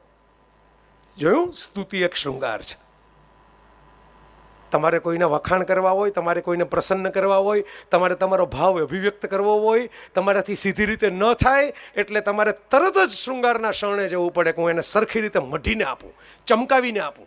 આ પેકેટ તૂટી ગયું છે એને ટેપ મારીને આપું, અહીં શાહીનું ટપકું પડી ગયું છે અહીંયા ફૂલ્લું દોરીને આપું. આ બુક એમને એમ થોડી અપાય, બુકને કવર ચડાવીને આપું. જ્યાં તમે સામા માણસને રાજી રાખવાની કોશિશ કરો છો ને સાહેબ, ત્યાં શૃંગાર રસ પ્રગટે જ છે. તમે હોય એનાથી વધારે રૂપાળું કરવાની કોશિશ કરો જ છો, હોય એનાથી વધારે રૂડું દેખાવાની કોશિશ કરો જ છો, અને એ શૃંગાર રસ છે. અને શૃંગારિક હોવામાં, રસિક હોવામાં, અને એકલો શૃંગાર જ કંઈ રસ નથી, હાસ્ય પણ રસ છે, વિનોદ પણ હોવો જોઈએ, રમૂજ પણ હોવી જોઈએ. આપણે ત્યાં આ બધા જે સંસ્કૃત ગ્રંથોની વાત કરું છું એમાં વિનોદ પણ ઘણા થયેલા છે, વિદૂષકોની પણ ધારા રહી છે. હસાવનારાઓને રાજા બાજુમાં રાખતા, એટલે રડાવનારા તો આખા ગામમાં બેઠા જ હોય. રાજા સવારથી હાંજ લગી સ્ટ્રેસમાં જ રહેતો તો રડાવનારાની વાતો સાંભળીને ફરિયાદો લઈ લઈને બધા આવતા હોય. એટલે વિદૂષક બાજુમાં રાખતા કે ભાઈ તારું કામ શું કરવાનું, તો કે મારો થાક ઉતારવાનું, સ્ટ્રેસ બસ્ટર, તું મને હસાવજે, મારે રાજ કરવાનું છે, મારે લાંબુ જીવવાનું છે, મારે આ પ્રજાને સુખી કરવાની છે. હું જો ખુશ નહીં રહું તો આ પ્રજા કેવી રીતે ખુશ રહેશે? સાહેબ, હાસ્ય રસ, પ્રેમ રસ, શૌર્ય રસ, બધે રસ છે આપણા દેશમાં, બધો રસ છે, બધા રસમાંથી પસાર થવાનું છે. એટલે મેં છેલ્લે ભાગ જે મેં રાખ્યું છે ને, તમે વિચાર કરો કે આપણા, મને ખબર છે સમય ઘણો થઈ ગયો અને હજી 2-4 મિત્રોને મળવાનું છે. મારો એક લેખ છે એનો લાસ્ટ પેરેગ્રાફ મારે પૂરો કરવાનો છે. ઓશોનો જન્મદિન આવે છે, મને હમણાં યાદ આવ્યું આવતા આવતા રસ્તામાં. 19 નિર્વાણ દિન, સોરી, જન્મદિન તો 11 ડિસેમ્બર, 19 જાન્યુઆરી. મને એમ થયું કે રવિવારે હું કંઈક ઓશો ઉપર લખું અને એમાં યાદ દેવડાવું બધાને કે એક માણસ આવી એક મશાલ લઈને બેઠો હતો જુદા પ્રકારની, અને એમાં આજના વિષયને લાગુ એટલે પડે છે. હું લખવાનો છું એ ભાવથી અમે નથી કીધું તમને. એ લખતા મને ગાડીમાં બેઠા બેઠા લખતો હતો ને એમાં વિચાર આવ્યો મને, અને એ વિચાર એવો આવ્યો કે ભાઈ બધા લોકો જે છે આપણે ત્યાં એ લોકપ્રિયતા માટે વિચાર સાથે સમાધાન કરે, વિચાર લઈને જ નીકળ્યા હોય, પણ પછી લોકપ્રિય થતા જઈને એમ થાય કે આવું આપણે ન બોલાયો, અને માઠું લાગી જશે તો બીજી વાર બોલાવશે નહીં. આવો લેખ લખશું ને પછી લોકો એમ કહેશે કે આને થોડો આપણે ભાષણ કરવા બોલાવાય, આ તો બધી શૃંગાર રસની વાતો કરતો હતો. બરાબર. એક ઓશો અને એક આ બીજા બાપુ, આ દેશમાં 2 ચેતનાઓ એવી થઈ વચ્ચે થોડો સમય માટે, આપણા સ્વામી સચ્ચિદાનંદ એમ ગણો તો. આમ તો અખાથી માંડીને ગણાય છે, હું તો હમણાંની વાત કરું છું, તાજેતરની, આઝાદ થઈ ગયા પછીની. બરાબર. કારણ કે આઝાદ થઈ ગયા એ રાજકીય રીતે થયા, હજી માનસિક રીતે બાકી છે આઝાદ થવાનું. આપણે ખરેખર આપણા વારસા સુધી પહોંચવાનું બાકી છે, હજી એ ઘટના તો બાકી છે પગથિયા ચડવાના. તો એ આ બધા એમાં પર્ટિક્યુલરલી ઓશો અને બાપુનું નામ લઈશ હું. સાધાર કહી શકીશ, બોલ્યા ને સાધાર કહે છે, સાધાર કહી શકીશ કે લોકપ્રિયતાનું જે થવું હોય એ થાય, પણ સત્યપ્રિયતા હું મારી ગુમાવીશ નહીં. આ બહુ મહત્વની છે. લોમર્ષિણીમાં કનૈયાલાલ મુનશીએ વિશ્વામિત્રના મોઢે દેવતાઓને પડકારીને સંવાદ મૂક્યો છે કે દેવતાઓ, વરદાન તમે મને આપી શકો, તમારું આપેલું હોય વરદાન તમે પાછું ખેંચી શકો, કે અમે તમને આયુષ્યનું વરદાન આપ્યું તો અમે પાછું ખેંચી લઈએ છીએ, પણ સત્ય મારું પોતાનું શોધેલું છે એ તમે મારી પાસેથી છીનવી ન શકો. એ મહેનત મેં કરી છે સત્ય સુધી પહોંચવાની. ઓશો અને બાપુની આ સિમિલારિટી પણ છે, અને આ અહાલેખ પણ છે, અને આ વીરતા પણ છે, આ શૌર્ય છે. હું શૌર્ય કહું છું, શૃંગાર નહીં, શૌર્ય. શું કે તમારા લોકપ્રિયતાના સર્ટિફિકેટનું થવું હોય થાય, જો સાચું આ છે તો હું આ કરીશ, કહીશ અને આને બળગી દઈશ. મને એમ લાગે કે આને બેસાડાય તો બેસાડાય, મને એમ લાગે કે આ થાય તો થાય, મને એમ લાગે કે આ પરંપરા સ્વીકાર્ય નથી તો નથી, આ છોડવા જેવું તો છોડવા જેવું છે. એમાં શું ખોટું થયું? સ્વામી વિવેકાનંદ, આપણે આમ 150 વર્ષ પછી સ્વામીજી મહાન, બરાબર, એમાંથી એટલા જ વાક્યો ગોખીને બધા યાદ રાખે, ભારત મહાન છે, ભારત શ્રેષ્ઠ છે, ભારત વિશ્વગુરુ છે, આપ છે તેમ છે. બાકીનું સ્વામીજી કઈ કે એ વાંચો થોડુંક. એમણે લખ્યું છે કે મેદસ્વી માણસના હાથી જેવા મેદસ્વી શરીર વિતંડાવાદી લોકોએ આ દેશનું કરી નાખ્યું છે. કપાળે ક્યાં ક્યાં તિલક કરવા, એમાં જ આપણે ચર્ચા કરવામાં સમય બગાડીએ છીએ. એના કરતાં તો ફૂટબોલ ગ્રાઉન્ડમાં જવું સારું. આ સ્વામી વિવેકાનંદ લખીને ગયા છે. બોલો, પશ્ચિમમાં કૃષ્ણનો ઉપદેશ પાળવામાં આવે છે. ક્રાઇસ્ટને બદલે આપણે ક્રાઇસ્ટ જેવા થઈ ગયા, બીજા કૃષ્ણ જેવા થઈ ગયા, એવું સ્વામીજી એક પત્રમાં લખ્યું છે કે ત્યાંની પ્રજા જે છે એ સહજ જીવે છે, પારદર્શક જીવે છે. અને આપણે એ લોકો ભલે અધ્યાત્મમાં પાછળ રહ્યા હોય પણ સાહજિકતામાં આપણે એની પાસેથી ઘણું શીખવાનું છે. આ સ્વામીજી લખીને ગયા છે, પત્ર લખ્યો છે ત્યાં બેઠા બેઠા. એટલે લેખિતમાં છે, પુરાવાવાળું ગણાય એવું. અને સૌથી અગત્યની વાત તો એ કરી ગયા છે કે આપણા દેશમાં સૌથી મોટી ભૂલ એ થઈ કે મઠના સાધુઓએ, શ્રમણોએ પાળવાના નિયમો આપણે ગૃહસ્થોને આપી દીધા. સંસારમાં શ્રમણ ધર્મ ન હોય. બ્રાહ્મણ અને શ્રમણ બે પરંપરા હતી આપણે ત્યાં. બ્રાહ્મણ જ્ઞાતિ નહીં, બ્રહ્મ તત્વને પામવા માટે જે કામ કરે છે એ બ્રાહ્મણ. બ્રહ્મ જે ચરે છે એ જ ચર્ય કરે છે એ બ્રાહ્મણ. ગુણવંતભાઈનો શબ્દ છે, મારો નથી. લંગોટ મૂલક બ્રહ્મચર્ય, ગુણવંત શાહ. પણ એ ખાલી લોક કરી દેવા તમારા શરીરોને એ બ્રહ્મચર્ય નહીં. કારણ કે તો આ દુનિયાની અંદર જેટલા કિન્નર છે એ બધા જ અધ્યાત્મને પ્રાપ્ત થઈ જતા. આ મારું નથી, ઓશોનું છે. બરાબર, ચોખ્ખું કહેવાનું કે જો એમ જ બ્રહ્મ મળી જતું હોત તો જેણે માયણો જ નથી સંસાર, એવા બધા બ્રહ્મને જ પ્રાપ્ત થઈ ગયા હોત. બ્રહ્મ તત્વ એટલે કેટલા પારદર્શક રહ્યો છો, કેટલા સહજ રહ્યો છો, કેટલા નેચરલ રહ્યો છો. કોઈને નુકસાન, જેમ પવન તમને ને મને અડીને જતો રહે છે પણ આપણી જગ્યા ખેસવી નથી લેતો, એટલા મરુત જેવા રહી શકો ને એ બ્રહ્મચર્યનું પાલન કહેવાય. એટલા સહજ રહેવું એ બ્રહ્મચર્યનું પાલન કહેવાય. એ બ્રહ્મ તત્વમાંથી આપણી પરંપરા આવી છે. એટલે આટલી રસિક પરંપરા છે, એટલે આટલી કાવ્યામય પરંપરા છે. એટલે આ બધા કુલગુરુઓને મેં યાદ કર્યા અત્યારે, જેની આંગળી પકડીને અહીં સુધી આવ્યો, આટલી યાત્રા કરી. યાત્રા તો રસિકતા કોઈ દી પૂર્ણ થાય જ નહીં સાહેબ. પૂર્ણ થાય રસિકતા કહેવાય નહીં. રસિકતાના છેડા ન હોય. એ અનાદિ અનંત છે. બે કાંઠે ધતો ઘૂઘવતો મહાસાગર છે. નદી સાગરમાં મળી શકે પણ સાગર સાગરમાં મળી ન શકે. રસિકતા મહાસાગર છે, પૂર્ણ ન થાય. પણ એની જરૂર મને એટલે લાગે છે કે જે રસિક હોય ને બીજાને નુકસાન ન કરી શકે. જે નિજમસ્ત હોય ને એ આનંદમાં રહી શકે. આનંદ એનો સ્થાયી ભાવ થઈ જાય. આનંદ જેનો સ્થાયી ભાવ હોય ખટપટ ન કરે, એ બેકબાઇટિંગ ન કરે, એ પીઠ પાછળ ખંજર ઉલાવવાની કોશિશ ન કરે. બરાબર, જે સ્વાદમાં, હું એમ કહું કે તમે હારા સ્વાદ લેવામાં, હારા લાડવા ખાવામાં, બરાબર, હારા શીરાના કોળિયા ભરવામાં, હારી સુખડી ખાવામાં, ભજીયા ખાવામાં, આમાં તમારા હોઠ પ્રવૃત્ત હોય તો ગાળો ક્યાંથી દઈ શકો? મોઢામાં ભજીયું ગોલફામ હોય તો ગાળ કેવી રીતે હરખી નીકળે? એટલે તમારામાં કોઈક રસ હોય ને તો તમારામાં અપયશ થાય જ નહીં, માથાકૂટ થાય જ નહીં. આ જેટલા બળાત્કારીઓ રખડે છે ને, વિકૃતો, અસુરો, રાક્ષસો, જે આપણે નામ એને દેવા હોય, આ તમામ બળાત્કારીઓ છે ને એનામાં રસ નથી, વાસના છે. આ તફાવત પણ સમજી લેજો. એટલે જાતા જાતા છેલ્લે કહું છું, એટલે હરખો ઓટકાર આવે. રસ અને વાસના વચ્ચે આ તફાવત છે. તમે બળજબરી કરો છો, સામા માણસને પરેશાન કરો છો, એની આંખમાં આંસુ લઈ આવો છો, એની મરજી વિરુદ્ધ કંઈક કરો છો, એ રસ નથી, એ વાસના છે. રસ હોય ને એ હંમેશા તમને રોકે કે આ ન થાય. આ માન્યો કે આ મોબાઈલ હોય, એમાં કે કાર હોય આપણી, આમાં એક છડકો પડી જાય એટલે આપણે એમ કે આ હારો સ્ક્રીન બદલાવવો પડશે, ભલે રૂપિયા થાય પણ આ રોજ કાંઈ આવો છડકાવાળો નથી ગમતો. કારમાં આપણે એમ કે પેઇન્ટિંગ કરાવવું પડશે. રસિક માણસ છે ને એને ઘસરકા સહન ન થાય, એને ઉજરડા સહન ન થાય. એ એની સંવેદના છે. સંવેદનશીલ હોવું એવા રસિક થવાનું છે. કારણ કે રૂપની, સૌંદર્યની એની કોઈ નાદ નથી આ દેશમાં. તમે સાહેબ રામાયણ વાંચો, રાવણ જોગીનો વેશ લઈને આવ્યો છે. સીતા તો હજી જાણતા નથી કે આ માયાવી છે. એ તો સાધુ સમજીને એને પ્રવેશ કરાવવા દે છે અંદર. લક્ષ્મણ રેખામાંથી અંદર આવીને સાધુ તરીકે આપણે આવું વાંચતા નથી, અને વાંચે જે કહે એને સાંભળતા નથી, પાછા હામાં દોડીએ. એટલે પછી એ કહે નહીં, એને એનો સમય તો વાલો હોય ને, તમારો તમને સમય વાલો ન હોય. બરાબર, ત્યારે રાવણ સીતાજીના રૂપની પ્રસન્નતાપૂર્વક પ્રશંસા કરે છે, સ્તુતિ કરે છે. જો જોગી આવીને ગૃહિણીની સ્તુતિ, તમે 2 મિનિટ રાવણ અને સીતા બે પાત્રો કાઢો તો આ દેશની એ પરંપરા કે જોગી ભિક્ષા માગતી વખતે ગૃહિણીની સ્તુતિ કરે, એના સૌંદર્યની સ્તુતિ કરે, એના વસ્ત્રોની, અલંકારોની સ્તુતિ કરે, અને ગૃહિણી એને ભિક્ષા આપે કે તમે મને ભિક્ષા આપો તો હું તમને શું આપું?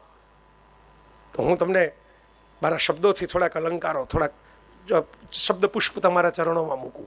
સીતા ભરોસો કરે છે, સીતા સ્તુતિ સાંભળીને અકળાઈ નથી જતા. એનો અર્થ એક પરંપરા હશે કે સાધુ ગૃહસ્થની સ્તુતિ કરી શકે. આ તો ઊંધું થયું, ગૃહસ્થો સાધુની સ્તુતિ કરવા માંડ્યા, બરોબર, અને સાધુએ ગૃહસ્થોને ખંખેરવાના ચાલુ કર્યા, બરોબર, કે તમે આ, કારણ કે મારા બધા થાય તો મારો સંસાર મોટો થાય ને. આવા ઓલિયા તમને ઓછા મળે કે જેને સંસાર છોડ્યો જ નથી, એટલે એમનો સંસાર આખી પૃથ્વી થઈ ગઈ. પણ છોડો એટલે તમારે ભાગ પાડવા પડે કે આ મારું છે ને તમારું છે, પછી નવો સંસાર વસાવવો પડે કે અમારા સંસારમાં એન્ટ્રી લેવા માટે આ કરવું પડશે તમારે. એટલે એ નથી થતું. એટલે હું યાદ દેવડાવું છું સાહેબ જતા જતા કે રસે વાસના નથી, રસે સંવેદનશીલતા છે, રસે સર્જકતા છે, રસે સ્નેહ છે. જ્યાં સ્નેહ છે, જ્યાં સંવેદના છે, જ્યાં સર્જક તત્વ છે, ત્યાં રસ છે. આ ત્રણ ન દેખાય ને જે માણસ રસ રસ કરતો હોય ને એને બોક ચોકડી બારીને કાઢજો. એ બહુરૂપી છે. એ મોટું મુખોટો પહેરીને અભિનયમાં માસ્ક આવે ને, માસ્ક પહેરવાનું તમારે આ પાત્રનું, બરાબર, એ માસ્ક પહેરીને આવ્યો તમારી સામે રસનો. એ રસિક નથી, એ રસિકતા એનું છલ છે, એનો પ્રપંચ છે તમારી સામે ઊભો કરેલો. એને ખરેખર રસ નથી પડતો, એને ખરેખર બહાર જઈને કંઈ ચિત્ર નથી જોવું. જેને ખરેખર રસિક હોય ને એને સૌંદર્યમાં રસ પડે તો ચિત્રમાંય રસ પડે, ચિત્રમાં રસ પડે તો સંગીતમાંય રસ પડે, સંગીતમાં રસ પડે તો વસ્ત્રમાંય રસ પડે, વસ્ત્રમાં રસ પડે તો સ્વાદમાંય રસ પડે, સ્વાદમાં રસ પડે તો પ્રવાસમાંય રસ પડે. બધાય ચેન જોડાયેલી છે રસિકતાની સાહેબ. આ બેરખો છે બાપુનો, એક બે મણકાથી ન બને, 108 પારા ભેગા થઈ જાય. એટલે જે એક એક પારો લઈને આટા મારતો હોય ને સમજી લેવાનું કે આને તો તમારામાંથી રસ પેદા કરવો છે. એટલે કાં તમારા રૂપિયા જોઈએ છે ને કાં તમારું રૂપ જોઈએ છે. બેમાંથી એક જોઈએ છે એટલે રસિકતાનો ડોળ કરે છે, ઢોંગ કરે છે, સ્વાંગ કરે છે. સમાપન મારે ત્યાંથી કરવાનું જ્યાંથી કનૈયાલાલ મુનશી, આપણે એ પણ રસમંજરી ને રસ કવિ ને એવા તો શબ્દો હતા સાહેબ આપણી પાસે, આપણા વારસામાં. મેઘાણીભાઈને યાદ નહોતો કરતો, કેવા રસિક કવિ. તમે વિચાર તો કરો, મનમોર બની થનગાટ કરે. આપણે બધા વિદ્વાન લોક સાહિત્યના મને બહુ ગમતા કેવા કેવા કંઠોએ ગાયું. ઓસમાણે અમારું કેવું સરસ ગાય, અભયસિંહભાઈ ગાય, બરાબર, પ્રફુલ્લભાઈએ ગાયું છે. બધા જ લગભગ હવે તો ડાયરામાં જેટલા આપણા બધા દેવી પુત્રો બધા સરસ રીતે ગાય, સરસ મૂકે. પણ બધા છંદ તમે જુઓ તો એમાં મેઘાણીભાઈએ રસ, સૌંદર્ય બધું લીધું છે. પણ પછી બધા સ્ટાન્ઝા ગવાતા નથી. પિક્ચરમાં આખું નથી આવ્યું, 4 મિનિટનું જ આવ્યું છે. વચ્ચેના સ્ટાન્ઝા ગુલ કરી નાખો એટલે તમને ખબર ન પડે કે આમાં શું હતું. તો મુનશીને મેં એટલે યાદ કરું, મેઘાણી, મુનશી સાહેબ. આપણે એમ માનીએ કે સૌરાષ્ટ્રી રસધારમાં કેવી વીરત્વની વાત છે, એટલી જ સમર્પણની, પ્રેમની, પ્રતીક્ષાની એ બધી વાતો પણ છે. ભૂતરૂવે બેકાર પણ છે. રસ વગર મેઘાણી ન કરી શકે એવું સાહિત્ય કે જે આજે પણ થાય. રસ વગર દુલાભાઈ કાગ આવી પંક્તિઓ ન રચી શકે જે આજે તમે અત્યારે 2025માં પણ એટલી જ રિલેવન્ટ લાગે, એટલી જ નવી લાગે, હમણાં બનાવી હોય એવી લાગે. મુનશી તો કાક અને મંજરીના મિલન જો બતાવ્યું છે એ તરત જ થતું. મંજરી બરાબર આજની યુગની યુવતીની જેમ સરિતાબેન જે પ્રભાવ પ્રગટ કર્યો હતો ને એ પ્રભાવ સાથે પછી સ્વીકારે છે. અને એમાં સૂર્યનારાયણ મુનશી લખે છે, કનૈયાલાલ માણેકલાલ મુનશી, ગુજરાતની અસ્મિતા જેવો શબ્દ આપનાર વ્યક્તિ, ભારતીય વિદ્યા ભવન સર્જનાર મુનશી, કે સૂર્યનારાયણ ઉપરથી પસાર થતા હતા.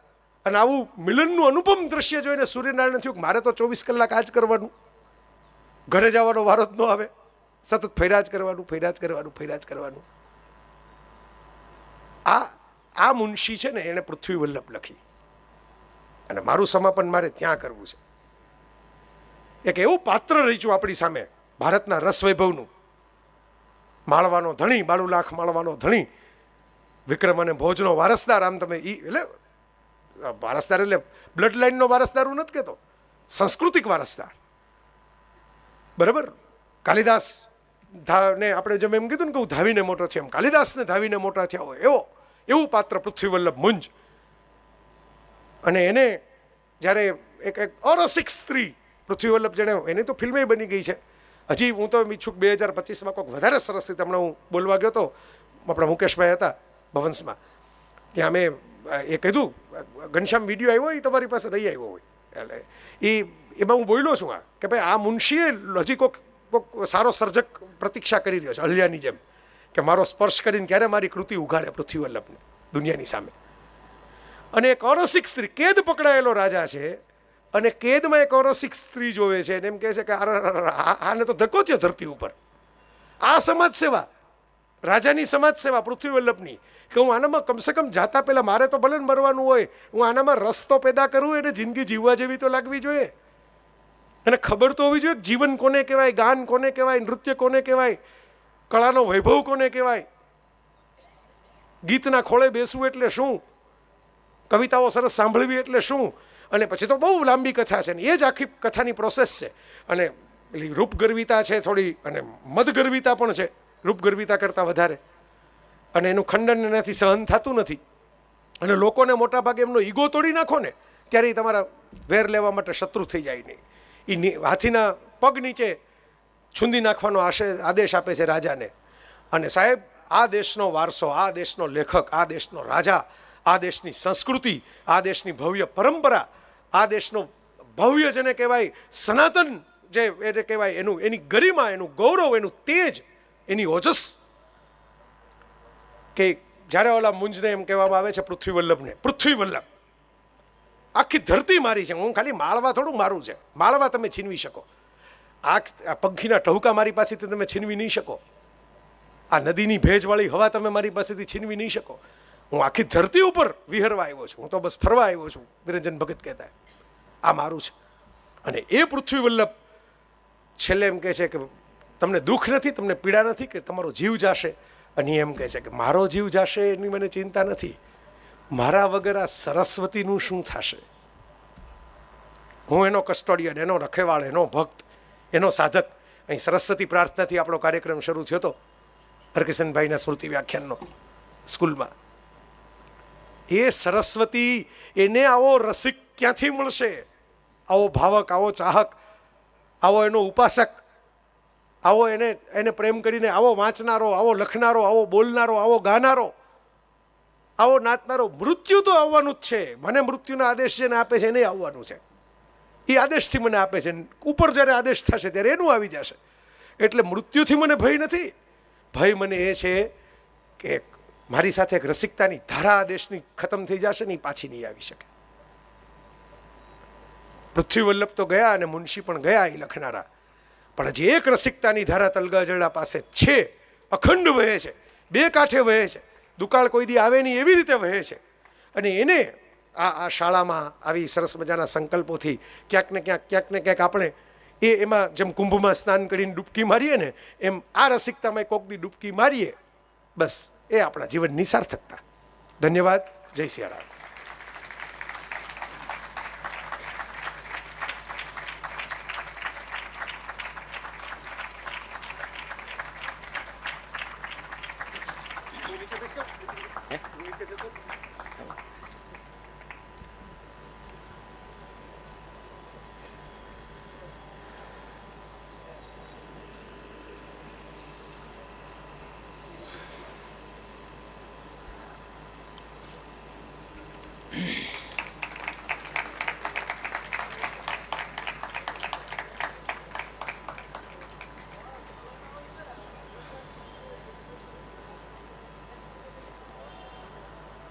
આ અસ્ખલિત વાગ્ધારા પછી આમ તો એક પણ શબ્દ બોલવાનો ન હોય. આપણે આ ધન્યતાની ક્ષણ સાથે જ છૂટા પડવાનું હોય. આપણા બધાના ચહેરા ઉપર આંતરમનમાં જે ધન્યતાનો ભાવ ઉભરાઈ રહ્યો છે. બાપુ, મને વિશેષ ધન્યતા એટલા માટે અનુભવાય, મને પેલો પ્રસંગ યાદ આવ્યો. ભગવાન રામ શબરીને ત્યાં પધાર્યા અને શબરીએ એ રીતે ધન્યતા પ્રગટ કરી કે મારા ગુરુએ જે વચન આપ્યું હતું ને એ વચન સાર્થક થયું, એનો પુરાવો મળ્યો, એટલે હું ધન્ય છું. એ ધારામાં હું એવી ધન્યતા અનુભવતો હતો કે મેં જયના પરિચય વિશે જે કંઈ બે ચાર વાક્યો બોલ્યા એનો મને પુરાવો મળ્યો. એની ગવાહી સાંભળી. પણ જય તો જય છે. ખરેખર આપણે સૌ સદભાગી છીએ કે આપણી વચ્ચે આવી એક પ્રતિભા છે. બાપુને વિશેનો એનો ભાવ પણ બહુ સહજ સ્વાભાવિક હતો. એ કહે છે કે ભાઈ આમ હું ફિલ્મો જોઉં ને ત્યારે એને જે એક પ્રકારનો ભાવ જન્મે એનો એકરાર કરે છે. પણ એ જ જય બીજી બાજુ આપણા ધાર્મિક ગ્રંથો, આપણો અધ્યાત્મ વારસો, એની સાથેનો પણ એનો નાળ સંબંધ છે.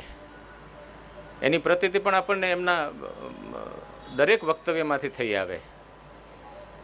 એમણે સ્વાભાવિક કહ્યું કે આવે કેટલાક આમ મોઢું દેખાડવા આવે કથામાં, પણ જય તો સહજ સ્વાભાવિક રીતે આવે કથામાં. અને મેં જોયું છે સોશિયલ મીડિયા મારફત કે જ્યારે પણ બાપુ એ કથામાં બેસે એટલે કથામાંથી એને જે સૂત્રો સાંભળ્યા હોય એ સૂત્રો પછી એ વહેંચે, મોકળે મને વહેંચે, ક્રિટિસાઇઝ થવાની બિલકુલ પરવા કર્યા વિના વહેંચે.